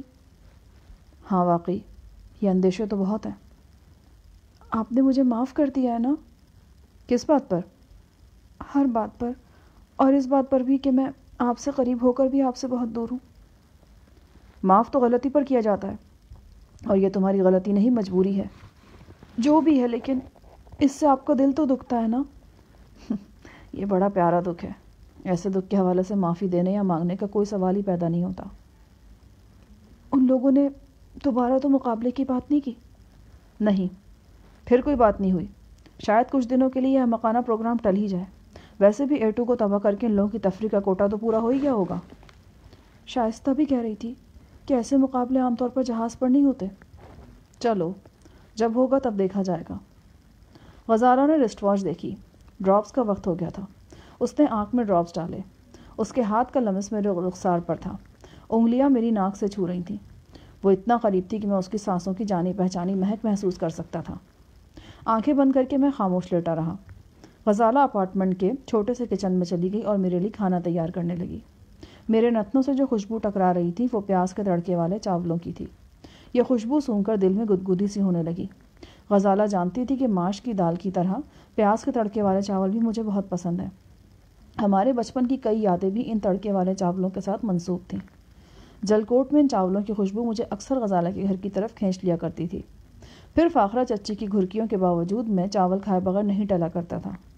چچی کے پہلو میں بیٹھ کر کبھی غصے سے کبھی شرارت سے غزالہ مجھے دیکھا کرتی تھی۔ چچا جلیس ازرائے مذاق کہا کرتے تھے، شاہ جہان کو چاولوں کی مہک تو 100 میل دور سے بھی آ جاتی ہے۔ آج غزالہ ویسے ہی چاول پکا رہی تھی۔ شاید میری طرح وہ بھی ماضی کو یاد کر رہی تھی۔ سنہری دور کی سنہری یادیں لیے ایک خوبصورت اشارہ دے رہی تھی، اور یہ بھی ہو سکتا تھا کہ یہ سب میری خام خیالی ہو۔ میں آنکھیں بند کیے لیٹا تھا۔ قریبی مجھے آہٹ سنائی دی۔ پھر غزالہ کی آواز آئی، آپ کو چاولوں کی خوشبو آئی؟ میرے جسم میں سنسنی سی دوڑ گئی۔ سچ کہتے ہیں، دل کو دل سے راہ ہوتی ہے۔ شاید اسی کو ٹیلی پیتھی کہا جاتا ہے۔ میں بھی تم سے ان چاولوں اور خوشبو کی ہی بات کرنے والا تھا۔ آپ اندازہ لگا سکتے ہیں کہ چاولوں پر ڈالنے کے لیے میں نے کیا سالن پکایا ہے؟ میرا خیال ہے ثابت مسور۔ 100% درست ہے۔ لگتا ہے کہ آپ کے بچپن کی پسند ابھی تک برقرار ہے اور رہے گی، میں نے بے ساختہ کہا۔ میرے معنی خیز لہجے کو نوٹ کر کے غزالہ کے چہرے پر شفق کا رنگ دوڑ گیا۔ اچانک دروازے پر ہونے والی دستک نے ہمیں چونکا دیا۔ غزالہ نے سر پر آنچل درست کرتے ہوئے دروازہ کھولا۔ سامنے نائب کپتان آرتھر اور محافظ جوزف کھڑے تھے۔ آرتھر نے غزالہ سے پوچھا، ڈاکٹر، مسٹر شاہ جہان کہاں ہیں؟ وہ لیٹے ہوئے ہیں۔ میں نے محسوس کیا کہ اپارٹمنٹ کا دروازہ کھلنے کے ساتھ ہی عرشے کی طرف سے کچھ شور سنائی دیا تھا، جیسے بہت سے افراد وہاں جمع ہوں اور چاندنی سے لطف اندوز ہو رہے ہوں۔ آرتھر ایک قدم آگے بڑھا کر دروازے سے اندر داخل ہو گیا۔ چلو شاہ جہان، تمہارا انتظار ہو رہا ہے۔ کہاں؟ عرشے پر۔ آج تمہارا مقابلہ ہے بھائی۔ میں ٹھٹک کر رہ گیا۔ پچھلے کئی روز میں مقابلے کے لیے تیار بیٹھا تھا، بلکہ اب بھی تھا، لیکن یوں بیٹھے بیٹھے اچانک مجھے اس مقابلے کے لیے رنگ میں دھکیل دیا جائے گا، اس کی مجھے ہرگز توقع نہیں تھی۔ میری طرح غزالہ بھی ششدر رہ گئی۔ کس مقابلے کی بات کر رہے ہیں آپ؟ ڈاکٹر صاحبہ، وہی مقابلہ جو پرسوں ہونا تھا۔ پرسوں چونکہ ایرانی جہاز کے ساتھ فساد ہو گیا تھا، لہٰذا مقابلہ نہیں ہو سکا۔ آج باس کے حکم کے مطابق پہلی فرصت میں مقابلہ منعقد کرایا جا رہا ہے۔ غزالہ میرے اور آرتھر کے درمیان کھڑی ہو گئی۔ یہ نہیں جا سکتے۔ کیوں؟ یہ صحت مند نہیں ہے۔ یہ بات میں ایک ڈاکٹر کی حیثیت سے پوری ذمہ داری کے ساتھ کہہ رہی ہوں۔ کیا ہوا ایسے؟ ان کی آنکھ ٹھیک نہیں ہے۔ آنکھ میں سرخی تم اب بھی دیکھ سکتے ہو۔ انفیکشن کی وجہ سے انہیں بخار بھی ہے۔ اگر یقین ہے تو تم تھرمامیٹر لگا کر چیک کر سکتے ہو۔ یہ معمولی باتیں ہیں بی بی، تم جیسی نازک مزاج لڑکی کے لیے ان کی اہمیت ہو سکتی ہے۔ شاہ جہان تو ہٹا کٹا مرد ہے، اسے ایسی باتوں کو اہمیت نہیں دے گا۔ یہ تو یہی سمجھا جائے گا کہ مقابلے سے بچنے کے لیے بہانے بازی کر رہا ہے۔ ایسے مردوں کے لیے یار لوگ ہجڑے کا لفظ استعمال کرتے ہیں۔ اپنی زبان کو لگام دو آرتھر، ایسا نہ ہو کہ مقابلے سے پہلے ایک مقابلہ یہاں تمہارے ساتھ ہو جائے میرا۔ اگر تم نے ہجڑے کا لفظ استعمال کرنا ہی ہے تو اپنے باس مائیکل کے لیے استعمال کرو۔ میں نے اسے مقابلے کی دعوت دی تھی، لیکن وہ اپنے ایک چمچے کو مروانے کے لیے آگے لے آیا ہے۔ آرتھر زہرخند لہجے میں بولا، تمہیں اپنے بارے میں جو شدید قسم کی غلط فہمیاں ہیں نا، وہ بھی تھوڑی دیر میں دور ہو جائیں گی۔ یہ یہاں سے نہیں جائیں گے۔ ان کی آنکھ میں شدید تکلیف ہے۔ اگر تم لوگوں میں کوئی بندہ میڈیکل کی سمجھ بوجھ رکھنے والا ہے تو اسے بلاؤ۔ میں اسے بتاتی ہوں اس وقت شاہ جہان کے لیے مکمل آرام کتنا ضروری ہے۔ ہاں بھائی ڈاکٹر جوزف، کہ ڈاکٹر صاحبہ کیا فرما رہی ہیں؟ ڈاکٹر صاحبہ جو بات کر رہی ہیں وہ ان کے لحاظ سے بالکل درست ہے۔ شاہ جہان صاحب خاصے بیمار ہیں اور ان کی بیماری کا علاج ڈاکٹر صاحبہ کے پاس ہے۔ شاہ جہان صاحب جتنا بھی آرام فرمائیں کم ہے، اور بہتر ہے کہ یہ ڈاکٹر صاحبہ کے اپارٹمنٹ میں ہی آرام فرمائیں۔ میرے دماغ میں چنگاریاں سی بھر گئیں۔ میں نے ایک قدم جوزف کی طرف بڑھایا۔ وہ تڑپ کر پیچھے ہٹ گیا اور رائفل کندھے سے لگا کر انگلی ٹریگر پر رکھ لی۔ اس کا اسٹائل خطرناک تھا۔ میں نے قدم روک لیے۔ آرتھر نے کہا، کھول مائی ڈیئر، کھول۔ دماغ گرم کرنے سے کچھ حاصل نہیں ہوگا۔ اگر گرمی کھانی ہے تو ابھی تھوڑی دیر بعد کھانا۔ شاید مقابلے میں 2-4 ہاتھ دکھا سکو تم۔ ٹھیک ہے، جاؤ کہہ دو اپنے ہجڑے باس سے میں اس کے ہجڑے چمچے سے مقابلے کے لیے تیار ہوں۔ ابھی چند منٹ پہ پہنچ رہا ہوں تمہاری تماشا گاہ میں۔ آرتھر نے گھڑی دیکھتے ہوئے کہا، اس وقت 9 بجے ہیں۔ ٹھیک ٹھیک ٹائم بتاؤ، کتنے منٹ میں پہنچ رہے ہو؟ 15 منٹ میں۔ آپ نہیں جائیں گے؟ آپ ٹھیک نہیں ہیں۔ سچ کہتے ہیں بھائی، عورتیں مردوں کو بہادر بناتی ہیں اور بزدل بھی وہی بناتی ہیں۔ آرتھر نے کہا، تم اپنی بک بک بند کرو، میں تمہارے باس سے بات کرنا چاہتی ہوں۔ غزالہ پلیز تم خاموش رہو۔ اگر یہ ابھی مقابلہ چاہتے ہیں تو ابھی ہوگا، اور اللہ نے چاہا تو میں جیت کر بھی دکھاؤں گا۔ پھر میں نے آرتھر سے کہا کہ وہ واپس جائے، میں بھی پہنچ رہا ہوں۔ آرتھر زیر لب مسکراتا ہوا واپس چلا گیا۔ اس کے تاثرات سے ظاہر تھا کہ وہ میرے مد مقابل ٹام پر بے حد بھروسہ رکھتا ہے، اور ٹام کی کامیابی کا اسے پختہ یقین ہے۔ اور یہ صرف آرتھر ہی کی توقعات نہیں تھیں۔ میرے تجزیے کے مطابق ہرکولس پر موجود 80% افراد کو یقین تھا کہ ٹام میرا حشر خراب کر دے گا۔ غزالہ نے دروازہ بند کیا۔ وہ ایک دم اداس اور زرد نظر آنے لگی تھی۔ شاہ جہان، یہ مقابلہ ایک بے مقصد کشت خون کے سوا کچھ نہیں ہے۔ آپ اس میں حصہ لے کر خود کو شدید مشکل میں ڈال رہے ہیں۔ آپ کو انکار کر دینا چاہیے تھا۔ اگر وہ لوگ 2 مرتبہ مقابلے کو التوا میں ڈال سکتے ہیں تو 1 مرتبہ آپ بھی ڈال سکتے تھے۔ کچھ نہیں ہوگا، تم خواہ پریشان ہو رہی ہو۔ بس تم اپنے ہاتھ سے میری آنکھ میں دوا کے قطرے ڈال دو اور 2 گلاس ٹھنڈا پانی مجھے پلا دو، اس کے بعد میں چلتا ہوں۔ اس نے میرے بازو پر ہاتھ رکھا۔ آپ کو اب بھی بخار ہے، اسی وجہ سے پیاس لگ رہی ہے۔ آپ کچھ بھی نہیں سمجھ رہے۔ جو بھی سمجھانا واپسی پر سمجھانا، بس اب مجھے جانے دو، ورنہ وہ یہ کہنے سے باز نہیں آئیں گے کہ میں ڈر کر اندر گھسا بیٹھا ہوں۔ ایک دم غزالہ کی حسین آنکھوں میں نمی لرز گئی۔ میں نے تو آپ کے لیے کھانا بنایا تھا۔ زندگی رہی تو آ کر کھا لوں گا۔ غزالہ کچھ دیر میری آنکھوں میں جھانکتی رہی۔ عجیب سے تاثرات تھے اس کے چہرے پر۔ ایک لمحے کے لیے مجھے ایسا لگا کہ وہ مجھ سے لپٹ کر رونے لگے گی، مگر پھر اس کی غیر معمولی قوت ارادی نے اس کا ساتھ دیا اور وہ خود کو سنبھالنے میں کامیاب ہو گئی۔ وہ بے دم سی ہو کر بیٹھ گئی اور آنسو بہانے لگی۔ میں لیٹ گیا۔ اس نے کانپتے ہاتھوں سے میری آنکھ میں 2 ڈراپ ڈالے اور پانی کے ساتھ ایک کیپسول مجھے کھلا دیا۔ گھڑی کی سوئیاں تیزی سے 15 منٹ کا فاصلہ طے کر رہی تھیں۔ اب صرف 2-3 منٹ ہی رہ گئے تھے۔ مقابلہ نہیں دیکھو گی؟ نہیں۔ تمہارے ہوتے ہوئے مجھے حوصلہ رہتا۔ میں یہیں سے آپ کے لیے دعا کروں گی۔ میں اسے خدا حافظ کہہ کر دروازے کی طرف بڑھا۔ وہ خوابدیدہ تابی کے پاس گمسم بیٹھی رہی۔ کمرے کی فضا میں مایوسی سے پھیلی ہوئی تھی۔ اس سے پہلے کہ میں دروازہ کھولتا غزالہ کی آواز آئی، شاہ جہان۔ میں نے پلٹ کر دیکھا۔ میرا خیال تھا کہ وہ کچھ کہنا چاہتی ہے۔ اس نے کچھ نہیں کہا، بس کھڑی روتی رہی۔ شاید اس کے پاس کچھ کہنے کو تھا ہی نہیں۔ وہ لاچاری کی تصویر نظر آ رہی تھی۔ میں نے آگے بڑھ کر اسے اپنے بازوؤں میں لے لیا۔ وہ پھوٹ پھوٹ کر رونے لگی اور اپنے پورے بازو کھول کر مجھ سے لپٹ گئی۔ کتنی ہی دیر اس نے میرے سینے سے سر نہیں اٹھایا۔ اس کے آنسوؤں نے میرا گریبان بھگو دیا۔ خود میری نگاہیں بھی دھندلا رہی تھیں۔ میں نے سر جھکا کر آہستگی سے اس کے ہونٹوں کو چوم لیا۔ اس کا جسم تھرا کے رہ گیا۔ وہ مجھ سے جدا ہوئی اور صوفے پر بیٹھ کر چہرہ دونوں ہاتھوں میں چھپا لیا۔ ہچکیاں مسلسل اس کے سینے کو دہلا رہی تھیں۔ کیا ناراض ہو گئی ہو؟ وہ خاموش رہی۔ یہ خاموشی جاگوسل تھی۔ میں نے اپنا سوال پھر دہرایا، کیا ناراض ہو گئی ہو غزالہ؟ اس نے نفی میں سر ہلایا۔ چہرہ بدستور ہاتھوں میں چھپا ہوا تھا۔ میرے دل و دماغ کی کیفیت عجیب سی تھی۔ یوں لگتا تھا کہ اچانک میرے اندر روشنی، محبت اور توانائی کا ایک دریا بہنے لگا ہے۔ میرے شانے حد نگاہ تک چوڑے ہو گئے تھے اور میرا قد جیسے آسمان سے چھونے لگا تھا۔ ایسا کیوں تھا؟ میں کوئی کالجیٹ لڑکا نہیں تھا جو اپنی محبوبہ کی طرف سے پہلی بار محبت کا جواب پا کر نیم دیوانہ ہو جاتا ہے اور خوشی میں آسمان سر پر اٹھا لیتا ہے۔ لیکن پھر بھی میری کیفیت اس لڑکے سے مختلف نہیں تھی۔ غزالہ کا سر انکار میں ہلا تھا اور میرے ویران دل میں اس بات کا موسم اترنا شروع ہو گیا تھا۔ میں والہانہ نظروں سے غزالہ کی طرف دیکھتا چلا جا رہا تھا۔ میں جانتا تھا کہ اس کمرے میں ابھرنے والی ہر آواز ایک قریبی کیبن میں سنی جا رہی ہے اور ہر منظر ویڈیو کیمرے کے ذریعے دیکھا جا رہا ہے، مگر مجھے اس کی پرواہ نہیں تھی۔ یہاں جو کچھ بھی تھا سچ تھا، اور سچ چھپانے والی چیز نہیں ہوتا۔ غزالہ کا چہرہ بدستور اس کی ہتھیلیوں پر جھکا ہوا تھا۔ میں نے آہستگی سے اس کے بالوں کو سہلایا اور دروازہ کھول کر باہر نکل آیا، جہاں ایک خوفناک مد مقابل ٹام کی صورت میں میرے لیے موجود تھا۔ میں باہر نکلا تو جوزف کو اپنی طرف آتے پایا۔ 15 منٹ پورے ہو چکے تھے اور وہ یقیناً دروازہ کھٹکھٹانے کے لیے آ رہا تھا۔ وہ مجھے دیکھ کر رک گیا اور پھر اپنے ساتھ لے کر اسی ہال میں پہنچ گیا جہاں 5 روز پہلے ایسٹر نائٹ منائی گئی تھی اور بعد ازاں آدم خور ٹام کے ساتھ میرے مقابلے کا آغاز ہوا تھا۔ آج بھی ہال میں 5 روز پہلے کا سا منظر نظر آ رہا تھا۔ ویسے ہی کرسیاں رکھی تھیں۔ یہاں ہرکولس کے منچلے جہازی بیٹھے پی پلا رہے تھے اور اپنی ساتھی لڑکیوں سے اٹکھیلیاں کر رہے تھے۔ پورا ہال مخمور قہقہوں سے گونج رہا تھا اور دھوئیں سے بھرا ہوا تھا۔ آج ڈانسنگ فلور پر جوڑے نظر نہیں آ رہے تھے۔ ایک نیم برہنہ اٹالین لڑکی اکیلی ہی رقص کر رہی تھی، تاہم اس کے ساتھ ایک انڈین لڑکی بھی موجود تھی۔ یہ قبول صورت انڈین لڑکی ساڑی میں تھی اور گھبرائی ہوئی نظر آتی تھی۔ یقیناً یہ لڑکی بمبئی سے سوار کیے جانے والے بردوں میں سے تھی۔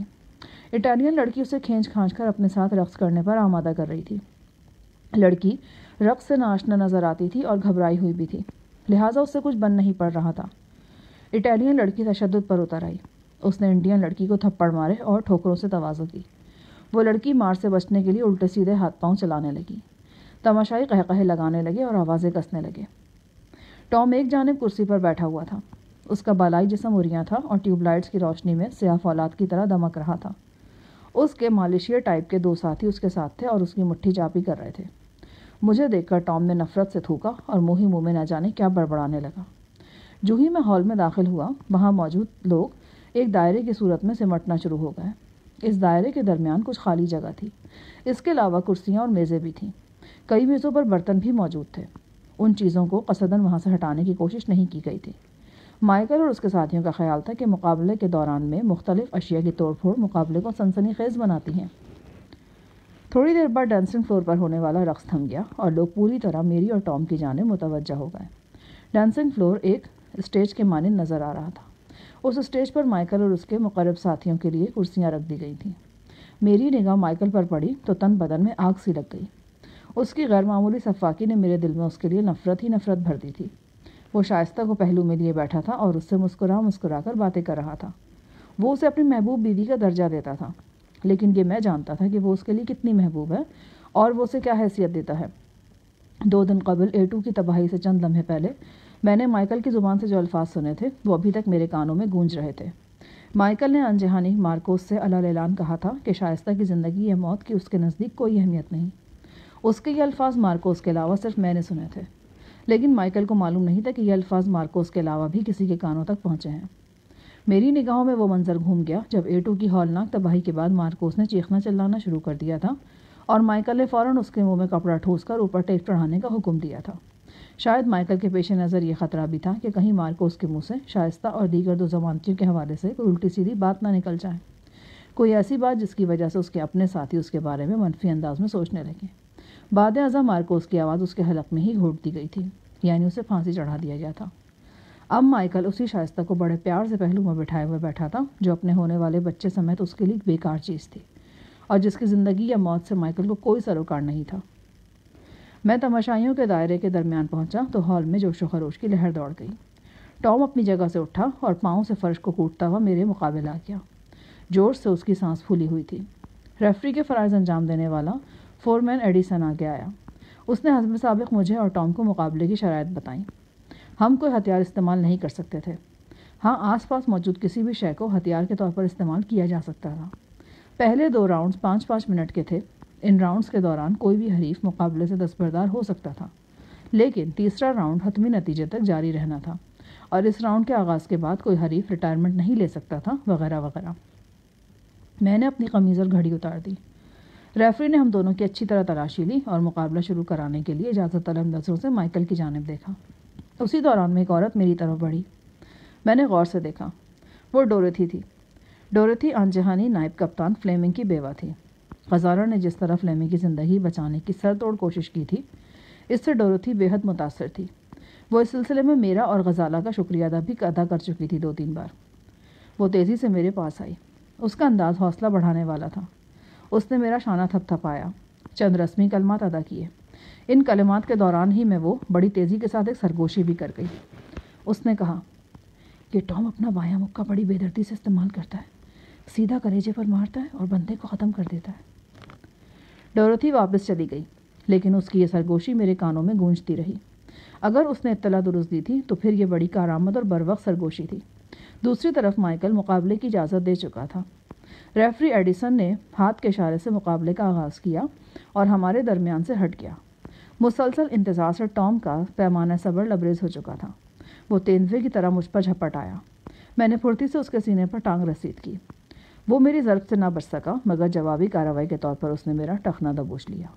اگر ٹانگ کا نچلا حصہ مد مقابل کی گرفت میں آ جائے تو اس کا جواب عموماً یہی ہوتا ہے کہ زمین کی طرف جھک کر اپنا وزن ہاتھوں پر ڈالا جاتا ہے اور دوسری ٹانگ سے مد مقابل کو ضرب لگا کر ٹانگ چھڑا لی جاتی ہے، اور اگر ہاتھوں پر وزن نہ ڈالا جا سکے تو ویسے ہی اچھل کر ٹانگ رسید کر دی جاتی ہے۔ مگر ٹام نے مجھے ان میں سے کوئی حربہ استعمال کرنے کا موقع ہی نہیں دیا۔ اس نے میری ٹانگ کو گرفت میں رکھنے کی بجائے تیزی سے جھٹکا دیا اور گھما کر چھوڑ دیا۔ ارد گرد کی ہر شے میری نگاہوں میں ناچ کر رہ گئی۔ میں اڑتا ہوا سا کسی ٹھوس چیز سے جا ٹکرایا۔ سر میں رنگ دار پٹاخے سے چھوٹ گئے۔ تماشائیوں کی پرمسرت چیخیں میرے کانوں میں گونجی۔ مجھے لگا کہ بلندی سے میں کئی ٹن وزن مجھ پر آ گرا ہے۔ یہ ٹام تھا۔ اس نے جست لگا کر مجھے چھاپ لیا تھا۔ میں نے دیکھا اس کا منحوس چہرہ میری آنکھوں سے صرف چند انچ کے فاصلے پر تھا۔ اس کی بدبودار سانسیں میری گردن سے ٹکرا رہی تھیں۔ پھر مجھے اس کے دانت نظر آئے، بے حد سفید اور بے حد خونخوار دانت۔ یہ ایک آدم خور کے دانت تھے۔ میرے ذہن کو جھٹکا لگا اور میں نے ان دانتوں کو اپنے جسم سے دور رکھنے کے لیے ایک دم پوری قوت لگا دی۔ میں نے نیچے سے اپنے جسم کو پہلے دائیں طرف مروڑا اور پھر اچانک بائیں طرف زور لگا کر اسے الٹا دیا۔ اب ٹام نیچے اور میں اوپر تھا، مگر یہ برتری تادیر برقرار نہ رہ سکی۔ ٹام نے فوراً ہی مجھے ٹانگوں کے زور سے پیچھے اچھال دیا اور خود بھی جم کر کے کھڑا ہو گیا۔ ٹام کے ٹانگ کھینچنے کی وجہ سے میں ایک ستون سے ٹکرایا تھا، اور اس ٹکر نے جہاں چند لمحے کے لیے میرے حواس معطل کر دیے، وہاں میری آنکھ میں بھی شدید ٹیسیں اٹھنا شروع ہو گئی تھیں۔ آمنے سامنے کھڑے ہوتے ہی ٹام نے ایک بار پھر چنگھاڑ کر مجھ پر حملہ کیا۔ پہلے اس نے کراٹے جیسے انداز میں ٹانگ چلائی، پھر اس کا بایاں ہاتھ حرکت میں آیا۔ ڈوریتھی کی نصیحت مجھے یاد تھی۔ میں نے اپنی بہترین کوشش کر کے خود کو ٹام کے طوفانی مکے کی زد سے نکالا۔ ڈوریتھی کی اطلاع 100% درست تھی۔ ٹام کے اس برق رفتار مکے نے میرے سینے کے زیریں حصے ہی کو نشانہ بنانے کی کوشش کی تھی۔ ٹام کے خالی مکے کی پاداش میں نے اس کے چہرے پر 3-4 تسلی بخش مکے رسید کیے اور پھر لات مار کر اسے دور پھینک دیا۔ وہ ایک میز پر گرا اور اسے اپنے ساتھ لے کر ہی فرش بوس کر گیا۔ میز پر رکھی ہوئی کراکری چاروں جانب بکھر گئی۔ میری اس کامیابی پر بھی داد کی آوازیں بلند ہوئیں، مگر ان کی تعداد 3-4 سے زیادہ نہیں تھی۔ شاید ان میں ایک آواز ڈوروتھی کی بھی تھی۔ ٹوٹے ہوئے برتنوں میں سے ٹام نے شراب کی ایک خالی بوتل اٹھائی۔ اس بوتل کا نچلا حصہ ٹوٹ کر تیز دھار آلے کی شکل اختیار کر گیا تھا۔ ٹام بازو پھیلا کر میرے سامنے آ گیا اور ماہر چاقوزن کی طرح اس نے پے در پے کئی بار مجھ پر کیے۔ میں نے ہر بار حتی الامکان تیزی سے خود کو بچایا۔ سینے پر ایک معمولی خراش کے سوا میرا کچھ نہیں بگڑا۔ جو ہی مجھے موقع ملا میں نے طاق کر ٹام کی بغل کے نیچے لاد رسید کی۔ وہ لڑکھڑا کر دیوار سے ٹکرایا، اس کا سر پھٹ گیا اور بوتل چکنا چور ہو گئی۔ چوٹ کھا کر وہ زخمی درندے کی طرح مجھ پر جھپٹا۔ وہ اپنا مخصوص داؤ آزمانے کے چکر میں تھا۔ دوسری طرف میں بھی اس کی گردن ناپنے کے موقع تاڑ رہا تھا۔ 1.5-2 منٹ تک ہمارے درمیان شدید کشمکش ہوئی۔ وہ واقعی ایک سخت جان مد مقابل تھا۔ پھر آدم خوری کے حوالے سے اس کی ایک خاص دہشت تھی۔ اس سے لڑتے ہوئے مجھے یہی محسوس ہو رہا تھا کہ میں بیک وقت ایک انسان نما درندے اور ایک درندہ نما انسان سے لڑ رہا ہوں۔ اس شدید کشمکش کے دوران میں ٹام نے 2-3 بار نہایت وحشیانہ بے حجابی کے ساتھ میرے جسم پر دانت آزمانے کی کوشش کی۔ ایک بار تو اس کا منحوس منہ میری گردن سے ہی چھو گیا تھا، تاہم میں کسی نہ کسی طرح خود کو بچانے میں کامیاب رہا۔ اچانک ٹام نے مجھے اڑنگا لگایا۔ میں اوندھے منہ ایک میز پر گرا۔ اس کے ساتھ ہی مجھے یوں محسوس ہوا جیسے زخمی آنکھ کے پیچھے دھماکے سے ہونے لگے ہیں۔ اس کے علاوہ درد کی ایک شدید ٹیس بھی محسوس ہوئی۔ یہ ٹیس میری داہنی کوہنی سے اٹھی تھی۔ در حقیقت مجھے میز پر اوندھا گراتے ہوئے ٹام نے میرے بازو کو پہلوانی انداز میں مروڑا تھا اور کسی اندرونی پٹھے کو کچل کے رکھ دیا تھا۔ کوہنی کی شدید تکلیف اپنی جگہ تھی، مگر آنکھ میں اٹھنے والی ٹیسیں مجھے جسمانی کے علاوہ نفسیاتی نقصان بھی پہنچا رہی تھیں۔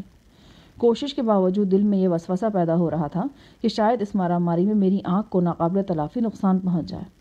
ٹام نے عقب سے میرے بال مٹھی میں جکڑ رکھے تھے اور میرا سر بار بار آہنی میز سے ٹکرانے کی کوشش کر رہا تھا۔ وہ بے شک ایک طاقتور شخص تھا، لڑائی بھڑائی کے فن سے بھی آگاہ تھا، لیکن وہ میرے لیے کبھی اتنا سخت مد مقابل ثابت نہ ہوتا اگر میری آنکھ میں شدید تکلیف نہ ہوتی۔ اس تکلیف نے میری جسمانی و ذہنی توانائی کو آدھا کر رکھا تھا۔ کوہنی پر دباؤ بڑھا تو میں نے بے قرار ہو کر اپنی ایڑی سے ٹام کی ناف میں ضرب لگائی۔ جو ہی بازو پر اس کی گرفت ڈھیلی ہوئی میں نے میز کا کنارہ پکڑا اور خود کو میز سمیت الٹا دیا۔ یوں ٹام میرے اور میز کے نیچے آ گیا اور پھرتی سے کروٹ لے کر میں نے ٹام کی ہٹی کٹی گردن اپنے بازو کی گرفت میں لینا چاہی۔ میں اپنی اس کوشش میں کامیاب رہا، مگر اس کے ساتھ ہی مجھ پر یہ مایوس کن انکشاف ہوا کہ کوہنی پر سے میرا بازو تقریباً سن ہو گیا ہے اور لرزتا چلا جا رہا ہے۔ میں زور لگانے کے باوجود ٹام کی گردن پر مخصوص دباؤ نہیں ڈال سکا۔ ٹام نے جھٹکا دے کر اپنی گردن میرے بازو کے شکنجے سے آزاد کرا لی۔ اپنے جس حربے پر مجھے ہمیشہ ناز رہا تھا وہ آج کام نہیں کر رہا تھا۔ آنکھ کی تکلیف کے بعد یہ دوسرا دھچکا تھا جو اس مقابلے میں مجھے پہنچا تھا۔ اگلے 4-5 منٹ تک میرے اور ٹام کے درمیان زبردست جدوجہد ہوئی۔ میں نے اس کے چہرے پر مکے برسائے، اس نے بھی کئی بار میرے چہرے کو نشانہ بنایا۔ ہال میں زبردست ٹوٹ پھوٹ ہوئی، ہر طرف ٹوٹا ہوا فرنیچر اور برتن بکھرے تھے۔ غالباً کچھ لوگوں نے اس لڑائی پر شرطیں وغیرہ بھی لگا رکھی تھیں۔ وہ بڑھ چڑھ کر شور مچا رہے تھے۔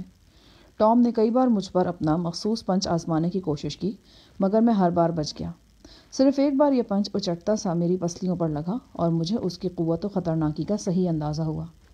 ڈوروتھی کی اطلاع میرے لیے واقعی کارآمد ثابت ہو رہی تھی۔ دوسرے راؤنڈ کے اختتام پر 3-4 منٹ کا وقفہ ہوا۔ ریفری ایڈیسن نے ہم دونوں سے پوچھا کہ ہم میں سے کوئی ریٹائر تو نہیں ہونا چاہتا۔ ٹام نے انکار کر دیا، میں نے بھی انکار کر دیا۔ آخری اور فیصلہ کن راؤنڈ شروع ہو گیا۔ یہ راؤنڈ شروع ہونے کے 1-1.5 منٹ بعد ہی میری زخمی آنکھ کے قریب مکہ لگا اور آنکھ سے باقاعدہ خون ٹپکنا شروع ہو گیا۔ ان لمحوں میں مجھے یقین ہو گیا کہ میری آنکھ کو شدید نقصان پہنچ گیا ہے۔ اس مایوس کن خیال نے میرے اندر غم و غصے کی شدید لہر پیدا کی۔ میں نتائج سے بے پرواہ ہو کر اور پوری قوت سے ٹام پر ٹوٹ پڑا۔ میرے پاس اس کے سوا کوئی چارہ بھی نہیں تھا۔ میں اس لڑائی میں پیچھے نہیں ہٹ سکتا تھا کیونکہ میرے پیچھے غزالہ تھی، اس کی عزت و آبرو تھی اور میرے دیگر ساتھی تھے۔ مجھے اپنے لیے زندہ رہنے کی اتنی فکر نہیں تھی جتنی ان کے زندہ رہنے کی فکر تھی۔ میری ہار صرف میری ہار ہوتی تو کوئی بات نہیں تھی، مگر یہ میرے تمام ساتھیوں کی اور غزالہ کی ہار تھی۔ میں نے اسے سرے عام نہ چوم کر شرمندہ ہونے سے بچایا تھا۔ اب اگر میں ہار جاتا تو وہ شرمندگی کئی گنا اضافے کے ساتھ غزالہ کی طرف واپس لوٹ آتی۔ معلوم نہیں اس کے ساتھ کیا سلوک کیا جاتا۔ عین ممکن تھا کہ جو کام میں نے کرنے سے انکار کر دیا تھا وہی کام میرا حریف ٹام انجام دیتا اور سب کے سامنے انجام دیتا، یا پھر اس سے بھی بدترین صورتحال کا سامنا غزالہ کو کرنا پڑتا۔ میں نے اپنی زخمی آنکھ بچانے کا خیال یکسر ذہن سے نکال دیا اور کشتیاں جلا کر ٹام پر ٹوٹ پڑا۔ یہ اس مقابلے کی شدید ترین لڑائی تھی۔ میرا ایک مکہ کھا کر ٹام اڑتا ہوا سا تماشائیوں پر جا گرا۔ ہم تماشائیوں کا گھیرا توڑ کر ہال کے گوشے میں لڑنے لگے۔ ٹام میرے بازو پر 2 جگہ اپنے دانت گاڑنے میں کامیاب ہوا تھا اور دونوں جگہ سے اس نے گوشت ادھیڑ کر رکھ دیا تھا۔ آخر ٹام ایک ایسے داؤ کی زد میں آ گیا جو مقابلے کے شروع میں اس نے مجھ پر آزمایا تھا۔ اس کی ٹانگ میری گرفت میں آ گئی۔ اس سے پہلے کہ وہ دوسری ٹانگ استعمال کرتا، میں نے طوفانی جھٹکے کے ساتھ اسے ہوا میں معلق کر دیا، بالکل جیسے ہیمر تھرو کی جاتی ہے۔ میں نے اسے پورے زور سے 2 چکر دیے اور دیوار سے دے مارا۔ اس کی قسمت نے تھوڑی بہت یاوری کی کہ دیوار سے ٹکرانے سے پہلے وہ ایک پہرے دار سے ٹکرا گیا، ورنہ اس کی کھوپڑی خربوزے کی طرح پھٹ گئی ہوتی۔ کھوپڑی پھٹی نہیں، لیکن اسے ناقابل برداشت ضعف ضرور پہنچا۔ ٹام اپنی جگہ لوٹ پوٹ ہو کے رہ گیا۔ میں نے اسے دبوچ لیا۔ یہ فیصلہ کن مرحلہ تھا۔ میں ٹام کی گردن توڑ کر یہ کھیل ختم کر سکتا تھا۔ میرے ارد گرد تماشائیوں کا شور فلک شگاف ہو گیا تھا۔ اب بہت سے لوگ میرے حق میں نعرے لگا رہے تھے۔ غالباً وہ میری شدید مزاحمت سے متاثر ہوئے تھے جو میں نے زخمی آنکھ کے باوجود ٹام کو پیش کی تھی۔ اچانک میری نگاہ ایک ماؤزر پر پڑی۔ یہ ماؤزر اس پہرے دار کی بیلٹ سے گرا تھا جو ابھی چند لمحے پہلے ٹام سے ٹکرا گیا تھا۔ میں نے دیکھا نیم جان ٹام آخری کوشش کے طور پر ماؤزر کی طرف ہاتھ بڑھا رہا ہے۔ یہ سراسر فاؤل پلے تھا، مگر جب موت سامنے نظر آ رہی ہو تو کھیل کے قواعد و ضوابط پر کس کی نگاہ رہتی ہے؟ ٹام کا ہاتھ ماؤزر سے قریباً 1 فٹ کی دوری پر تھا، مگر یہ ناقابل عبور فاصلہ تھا۔ اس فاصلے کو طے کرنے کے لیے ٹام کو ایک اور زندگی درکار تھی۔ میں جانتا تھا کہ میں یہ مقابلہ جیت چکا ہوں۔ میں ٹام پر پوری طرح حاوی ہو چکا تھا۔ میرے دونوں ہاتھوں کی گرفت ٹام کی گردن پر تھی۔ اس کا منکا توڑنے کے لیے بس ایک مہذب سے جھٹکے کی ضرورت تھی۔ مگر اس سے پہلے کہ میں یہ کام کر گزرتا، 2 دھماکے ہوئے۔ میں نے ٹام کی کنپٹی پر ایک نیم سرخ سوراخ نمودار ہوتے دیکھا۔ جیسا کہ بعد میں معلوم ہوا، دوسرا سوراخ اس کی سیاہ پیشانی پر نمودار ہوا تھا۔ ٹام کے جسم نے جھٹکا کھایا اور میرے بوجھ تلے یکدم بے جان ہو گیا۔ اس کی گردن جو چند لمحے پہلے میرے ہاتھوں میں لکڑی کی طرح سخت تھی، باسی مولی کی طرح ڈھیلی پڑ گئی۔ میں نے دیکھا گولی چلانے والا خود مائیکل تھا۔ اس کے ہاتھوں میں 3.8 کا کولٹ پسٹل صاف نظر آ رہا تھا۔ تماشائی چند لمحے کے لیے سکتے میں چلے گئے، پھر وہ ایک دم ہماری طرف لپکے اور مجھے اور ٹام کو گھیر لیا گیا۔ میں ٹام کے اوپر سے اٹھ گیا۔ اس کے سر سے بہنے والا خون ہال کے فرش پر دور تک پھیل رہا تھا۔ مائیکل اپنے مستحکم قدموں سے چلتا ٹام کے قریب پہنچا۔ اس نے پہرے دار کا گرا ہوا ماؤزر اٹھایا اور بڑے اسٹائل سے بولا، اصول اور ضابطے کی خلاف ورزی جو بھی کرے گا اسے سزا ملے گی، چاہے وہ ہمارا اپنا ہی ساتھی کیوں نہ ہو۔ میں نے کہا، سزا تو اسے میرے ہاتھوں ملنے والی تھی، مگر میرا خیال ہے کہ تمہیں اپنے ہاتھ سے سزا دینے کی زیادہ جلدی تھی۔ اسی جلدی نے تمہیں شدید خطرے سے بچایا ہے۔ اس کا ہاتھ ماؤزر تک پہنچ جاتا نا تو تم بڑی اچھی طرح جانتے ہو کہ کیا ہو سکتا تھا۔ میں نے گہری نظروں سے مائیکل کو دیکھا۔ مجھے اس کی آنکھوں میں کمینگی کی جھلک نظر آئی۔ واقعی وہ ایک گہرا، خطرناک اور کمینہ دشمن تھا۔ میرے خیال میں ہال میں موجود دوسرے لوگوں کی طرح اس نے بھی صاف دیکھ لیا تھا کہ میں ٹام کو بے بس کر چکا ہوں۔ اس نے صرف میری واضح برتری کو شک میں ڈالنے کے لیے گولی چلائی تھی۔ یہ ایک تیر سے 2 شکار والا معاملہ تھا۔ ایک طرف اس نے مجھ پر احسان کیا کہ اصول کی خلاف ورزی کرنے پر اس نے اپنے ہی ساتھی کو گولی سے اڑا دیا، دوسری طرف میری صاف فتح کے تاثر کو دھندلا دیا۔ مگر سچائی بناوٹ کے اصولوں سے مکمل طور پر نہیں چھپائی جا سکتی۔ ارد گرد کے لوگوں پر اس کا تھوڑا بہت اثر ہو کر رہتا ہے۔ میں تماشائیوں کے چہرے دیکھ رہا تھا۔ ان میں زیادہ تر ٹام کے ہی حامی تھے۔ اس کے باوجود ان کے تاثرات سے اندازہ ہوتا تھا کہ وہ اس مقابلے میں مجھے غالب سمجھ رہے ہیں۔ ڈوروتھی تماشائیوں کو چیرتی ہوئی آگے بڑھی۔ اس نے مجھے گلے لگا لیا اور زور سے بھینچتی ہوئی بولی، تم کامیاب ہو شاہ جہان، تم نے اپنی برتری ثابت کر دی۔ ٹام کا ماؤزر پکڑنے کی کوشش کرنا اس بات کا ثبوت ہے کہ وہ مکمل طور پر ہار چکا تھا۔ 2-4 اور ہاتھ بھی تھپکی دینے کے انداز میں میرے شانوں پر آئے۔ ایک شخص نے آگے بڑھ کر مجھے قمیص پہنا دی اور دستی گھڑی میری کلائی پر باندھ دی۔ مائیکل چند لمحے خالی نظروں سے میری طرف دیکھتا رہا، پھر اعلان کرنے والے انداز میں بولا، مقابلے کے جو اصول اور قاعدے تھے ان کے مطابق تم فاتح ہو شاہ جہان۔ میرے خیال میں تمہیں اس امر میں کوئی شبہ نہیں ہونا چاہیے کہ یہ ایک بالکل صاف مقابلہ تھا اور ہم اس میں قطعی غیر جانبدار تھے۔ اس اعلان پر چند پرجوش افراد کے سوا سبھی نے رسمی انداز میں تالیاں بجائیں اور منتشر ہونے لگے۔ ان کی آنکھوں میں مایوسی کی جھلک صاف دیکھی جا سکتی تھی۔ ٹام کی لاش کو سیدھا کیا گیا اور پھر ایک اسٹریچر پر ڈال کر وہاں سے ہٹا لیا گیا۔ میرا ایک بازو ابھی تک لرزتا چلا جا رہا تھا۔ آنکھ کی حالت بھی ناگفتبا تھی۔ ڈوروتھی نے گیلے رومال سے میری آنکھ کا خون صاف کیا اور تشویشناک نظروں سے جائزہ لینے لگی۔ میں نے ایک آنکھ پر ہاتھ رکھ کر اپنی بصارت چیک کی۔ سرخی نے ہر شے کو دھندلا رکھا تھا۔ میں ڈوروتھی کے ساتھ آہستہ آہستہ چلتا ہوا ہال سے باہر آ گیا۔ ڈوروتھی مجھے سیدھا غزالہ کے پاس لے آئی۔ غزالہ کھڑکی سے لگی باہر دیکھ رہی تھی۔ وہ لپک کر باہر آئی۔ اس کی آنکھیں سوجی ہوئی تھیں۔ پہلی نظر میں پتہ چلتا تھا کہ وہ مسلسل روتی رہی ہے۔ اس نے آگے بڑھ کر میرے دونوں ہاتھ تھام لیے۔ وہ کچھ کہنا چاہ رہی تھی مگر کہہ نہیں پا رہی تھی۔ اس کے ہونٹ لرز رہے تھے۔ پھر اس نے بھرائی ہوئی آواز میں ڈوروتھی سے پوچھا، مقابلہ ختم ہو گیا؟ ہاں، مقابلہ ختم ہو گیا اور مقابلہ کرنے والا بھی۔ غزالہ کا رنگ زرد ہو رہا تھا۔ اس نے اپنی تمام تر توجہ میری آنکھ پر مرکوز کر دی۔ ڈوروتھی نے کہا، اس کی آنکھ کو اچھی طرح دیکھنا پڑے گا۔ کیا ہم کسی طرح کلینک نہیں جا سکتے؟ اس کے لیے تو مائیکل سے اجازت لینا پڑے گی۔ ڈوروتھی نے کہا، اچھا میں کوشش کرتی ہوں، تم ادھر ہی رکو۔ ڈوروتھی چلی گئی۔ اپارٹمنٹ کے دروازے پر مسلح پہرے دار چوکس کھڑا تھا۔ چند منٹ بعد ڈوروتھی واپس آئی۔ اس کے ساتھ ایک محافظ اور تھا۔ ڈوروتھی نے کہا، مائیکل نے اس شرط کے ساتھ اجازت دی ہے کہ تمہارے ہاتھ میں لاک لگایا جائے گا۔ ٹھیک ہے، اگر اس کے نزدیک میں اتنا ہی ناقابل بھروسہ ہوں تو وہ لگا لے ہتھ کڑی۔ محافظ نے آگے بڑھ کر میری کلائیاں ہتھ کڑی میں جکڑ لیں۔ ہاں، اتنی رعایت کی گئی کہ ہتھ کڑی سامنے کی طرف لگائی گئی۔ در حقیقت غزالہ اس اپارٹمنٹ میں ایک یرغمالی کی حیثیت سے رکھی گئی تھی۔ دوسرے کیبن میں بیٹھا ہوا ایک شخص صرف ایک بٹن دبا کر غزالہ کے اپارٹمنٹ میں موجود بم کو بلاسٹ کر سکتا تھا۔ اس لحاظ سے مجھے مشروط آزادی ملی ہوئی تھی، یعنی میری آزادی کی شرط یہ تھی کہ غزالہ اور تابی اپارٹمنٹ میں موجود رہیں۔ اب چونکہ غزالہ میرے ساتھ کلینک جا رہی تھی لہٰذا مجھے ہتھ کڑی ڈال دی گئی تھی۔ غزالہ مجھے لے کر کلینک نما کمرے میں پہنچی۔ یہ وہی کمرہ تھا جس میں چند روز پہلے ہم نے فلیمنگ کا آپریشن کیا تھا۔ یہاں دوائیں اور طبی امداد کا کافی سامان موجود تھا۔ غزالہ نے مجھے صوفے پر لٹا دیا اور آنکھ کا اچھی طرح معائنہ کیا۔ بعد ازاں اس نے کسی محلول سے آنکھ دھوئی اور ڈراپس وغیرہ ڈال کر پٹی باندھ دی۔ غزالہ کچھ مطمئن نظر آ رہی تھی، کم از کم اتنی پریشان نہیں تھی جتنا میں سمجھ رہا تھا کہ وہ ہوگی۔ آنکھ سے فارغ ہو کر اس نے میری کہنی کا معائنہ کیا اور کوئی وکس قسم کی چیز لگانے کے بعد پٹی کے ذریعے میرے بازو میرے گلے میں لٹکا دیا۔ اس کے بعد اس نے میری چھوٹی موٹی ٹوٹ پھوٹ پر توجہ دی۔ ماہر مستری کی طرح کئی جگہ مجھے مرمت لگائی اور کھانے کے لیے بھی 1-2 گولیاں دیں۔ میں نے کہا، میری چشمے بیمار کا کیا حال ہے؟ اتنا برا نہیں جتنا نظر آ رہا تھا اور جتنا مجھے اندیشہ تھا۔ کیا مطلب؟ میرا خیال ہے کہ آنکھ کے پیچھے خون کا انجماد نہیں رہا۔ معلوم نہیں کہ یہ شوق کی وجہ سے ہوا یا کسی اور سبب سے۔ بہرحال خون کا بہ نکلنا آپ کے حق میں اچھا رہا۔ میں نے کہا، شاید اسی قسم کے موقع کے لیے محاورہ استعمال کیا جاتا ہے کہ کبڑے کو لات راس آ گئی۔ آپ کو مذاق کی باتیں سوچ رہی ہیں، لیکن یہ کچھ مجھے بھی معلوم ہے کہ پچھلا 1 گھنٹہ میں نے کیسے گزارا ہے۔ ہر لمحہ سولی پر لٹکی رہی ہوں۔ میں لڑائی تو نہیں دیکھ رہی تھی، لیکن ساری آوازیں مجھ تک پہنچ رہی تھیں۔ لوگ نعرے لگا رہے تھے، چیزیں ٹوٹنے کی آوازیں آ رہی تھیں، پھر گولیوں کے دھماکے سنائی دیے۔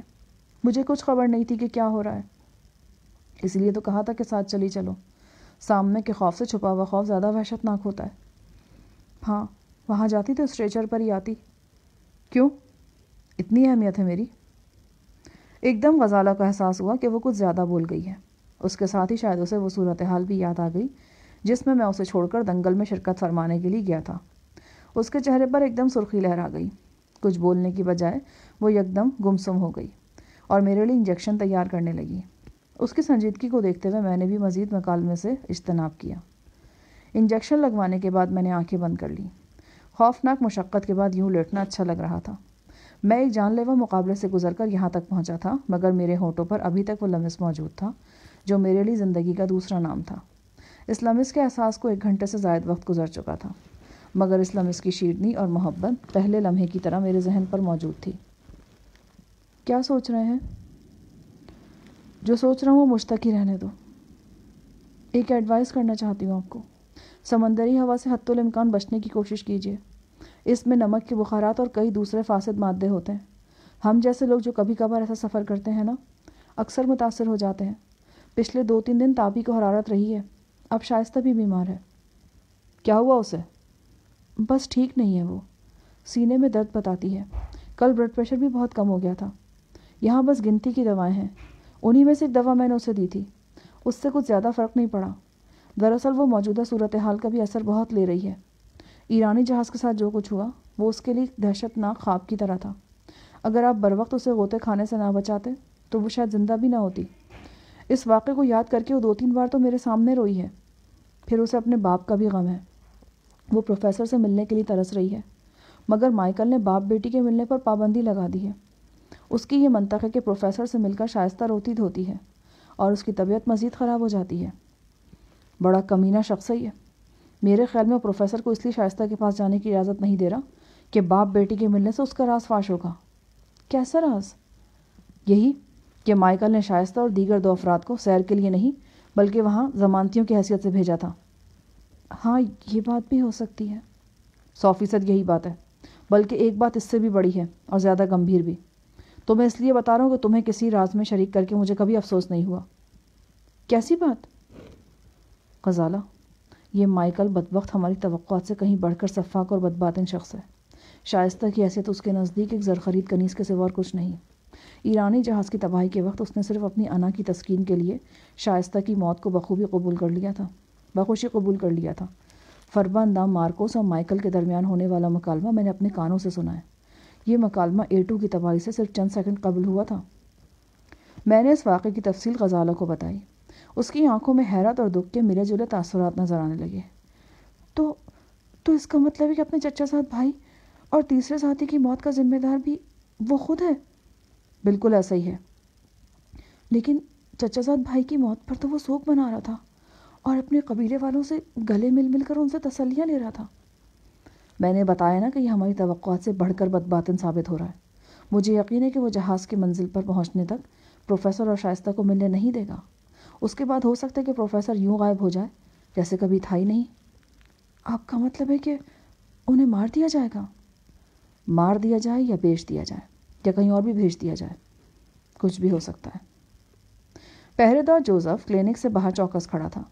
غزالہ میری مرہم پٹی سے فارغ ہو گئی تو جوزف نے غزالہ سے کہا کہ باس کی ہدایت کے مطابق اسے واپس اپنے اپارٹمنٹ میں جانا ہوگا۔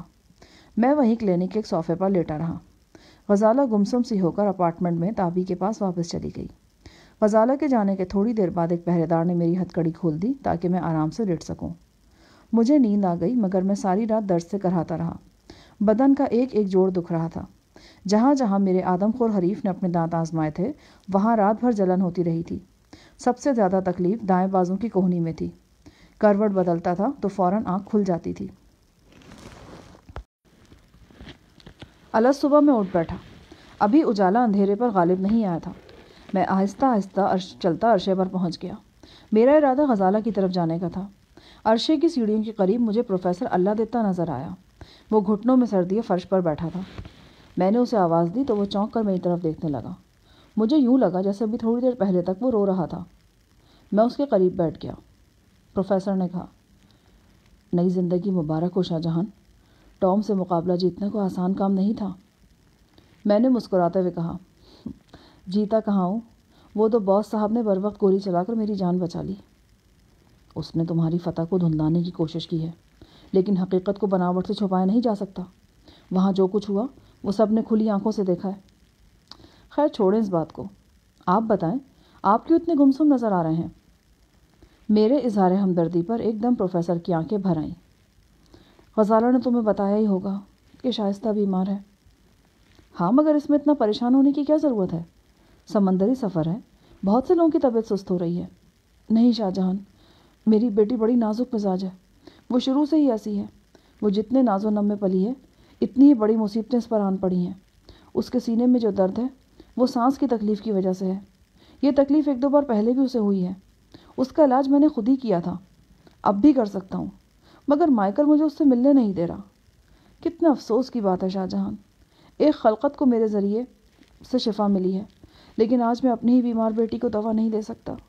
مائیکل مجھے نیم حکیم اور ڈھونگی کا خطاب دے رہا ہے۔ پروفیسر کا چہرہ غم کی آماج کا بن گیا۔ کیا آپ نے اس سے کہا تھا کہ آپ شائستہ کا علاج کرنا چاہتے ہیں؟ ہاں، میں نے کہا تھا۔ میں نے مائیکل کو بتایا تھا کہ میں 1-2 بار پہلے بھی اس کا علاج کر چکا ہوں، وہ 2-3 روز میں بھلی چنگی ہو جائے گی۔ جواب میں وہ بولا، تم صرف بیٹی سے ملنے کے لیے ڈھونگ رچا رہے ہو، اس کے سرہانے بیٹھ کر رونے دھونے والی باتیں کرو گے اور اسے بھی رلاؤ گے۔ میں نے قسم کھا کر مائیکل کو یقین دلایا کہ میری آنکھ سے ایک آنسو نہیں نکلے گا، نہ ہی میں کوئی ایسی بات کروں گا، مگر اس نے مجھے دھکے دے کر واپس بھیج دیا۔ ہو سکتا ہے کہ وہ دوسرے پہلو سے سوچ رہا ہو۔ آپ کے پاس یہاں اپنی دوائیں بھی تو موجود نہیں ہیں، آپ شائستہ کو کیا دیتے؟ میں نے مائیکل کو اس بات کا جواب بھی دیا تھا، شاید تمہیں علم ہی ہو، میری دواؤں کا بنیادی جز مٹی ہے۔ اس کے علاوہ ہر طرح کا اناج اور چند ایلوپیتھک میڈیسن یہاں بھی موجود ہیں۔ میں کسی نہ کسی طرح اپنا گزارا کر سکتا ہوں، مگر یہ سب باتیں تو اس وقت کی ہیں جب مائیکل رضامند ہو۔ وہ تو مجھے شائستہ کو دیکھنے تک کی اجازت نہیں دے رہا شاہ جہان۔ یہ کیسا ظلم ہے؟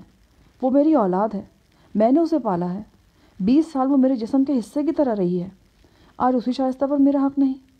وہ شخص اس کے سیاہ سفید کا مالک ہے جسے وہ کل تک جانتی بھی نہیں تھی۔ وہ اس کے ہاتھ میں کٹ پتلی ہے، نہ اپنی مرضی سے بیٹھ سکتی ہے، نہ اٹھ سکتی ہے، نہ سانس لے سکتی ہے۔ پروفیسر بھی غالباً بہت سے لوگوں کی طرح آداب غلامی سے واقف نہیں تھا۔ اسے خبر نہیں تھی کہ بااختیار انسان کبھی کبھی اپنے ہی جیسے دوسرے انسانوں کے لیے کتنا جابر اور قہرمان بن جاتا ہے۔ میں نے پروفیسر کے ساتھ تسلی تشفی کی باتیں کی۔ میں نے اسے بتایا کہ غزالہ شائستہ کی دیکھ بھال کر رہی ہے، اسے امید ہے کہ شائستہ کی تکلیف طول نہیں کھینچے گی۔ پروفیسر نے دائیں بائیں دیکھا، پھر سرگوشی میں بولا، شاہ جہان، میں تمہیں ایک چیز دکھانا چاہتا ہوں۔ کیا؟ پروفیسر نے چادر کی بکل سے مار رکھی تھی، بکل کے نیچے اس نے کچھ ٹٹولا۔ اچانک مجھے خیال آیا کہ عرشے پر ہم جس جگہ بیٹھے ہیں اسے دیکھا جا رہا تھا۔ مائیکل نے خود ٹی وی کیمرے کے ذریعے عرشے کے اس حصے کا منظر دکھایا تھا۔ میں نے غیر محسوس طور پر بکل کے اندر ہی پروفیسر کا ہاتھ دبوچ لیا۔ نہیں، ابھی رہنے دیں۔ کیوں؟ کیا بات ہے؟ یہ میں آپ کو بعد میں بتاؤں گا، فی الحال آپ مجھے زبانی بتا دیں کہ کیا چیز ہے۔ مگر بات کیا ہے؟ دیکھیں، یہاں ان لوگوں نے ویڈیو کیمرہ لگایا ہوا ہے، جہاز کے مختلف حصوں کی ہر وقت نگرانی کی جاتی ہے۔ پروفیسر کے ہونٹ دائرے کی شکل میں سکڑ گئے۔ اس سے پہلے کہ وہ کچھ کہتا یا میں اسے مزید تفصیل بتاتا، بھاری قدموں کی چاپ سنائی دی۔ 2 حبشی پہرے دار وہاں پہنچے، ان کے ساتھ عملے کا ایک اٹالین رکن بھی تھا۔ اٹالین شخص نے پروفیسر کو بتایا کہ باس اسے یاد کر رہے ہیں۔ پروفیسر کا رنگ پھیکا پڑ گیا، اور یہ بات صرف پروفیسر ہی کی نہیں تھی، مائیکل کی دہشت ہی اتنی تھی، وہ کسی کو بھی طلب کرتا تو اس کا خون خشک ہو جاتا تھا۔ پروفیسر اٹھا اور پہرے داروں کے ساتھ روانہ ہو گیا۔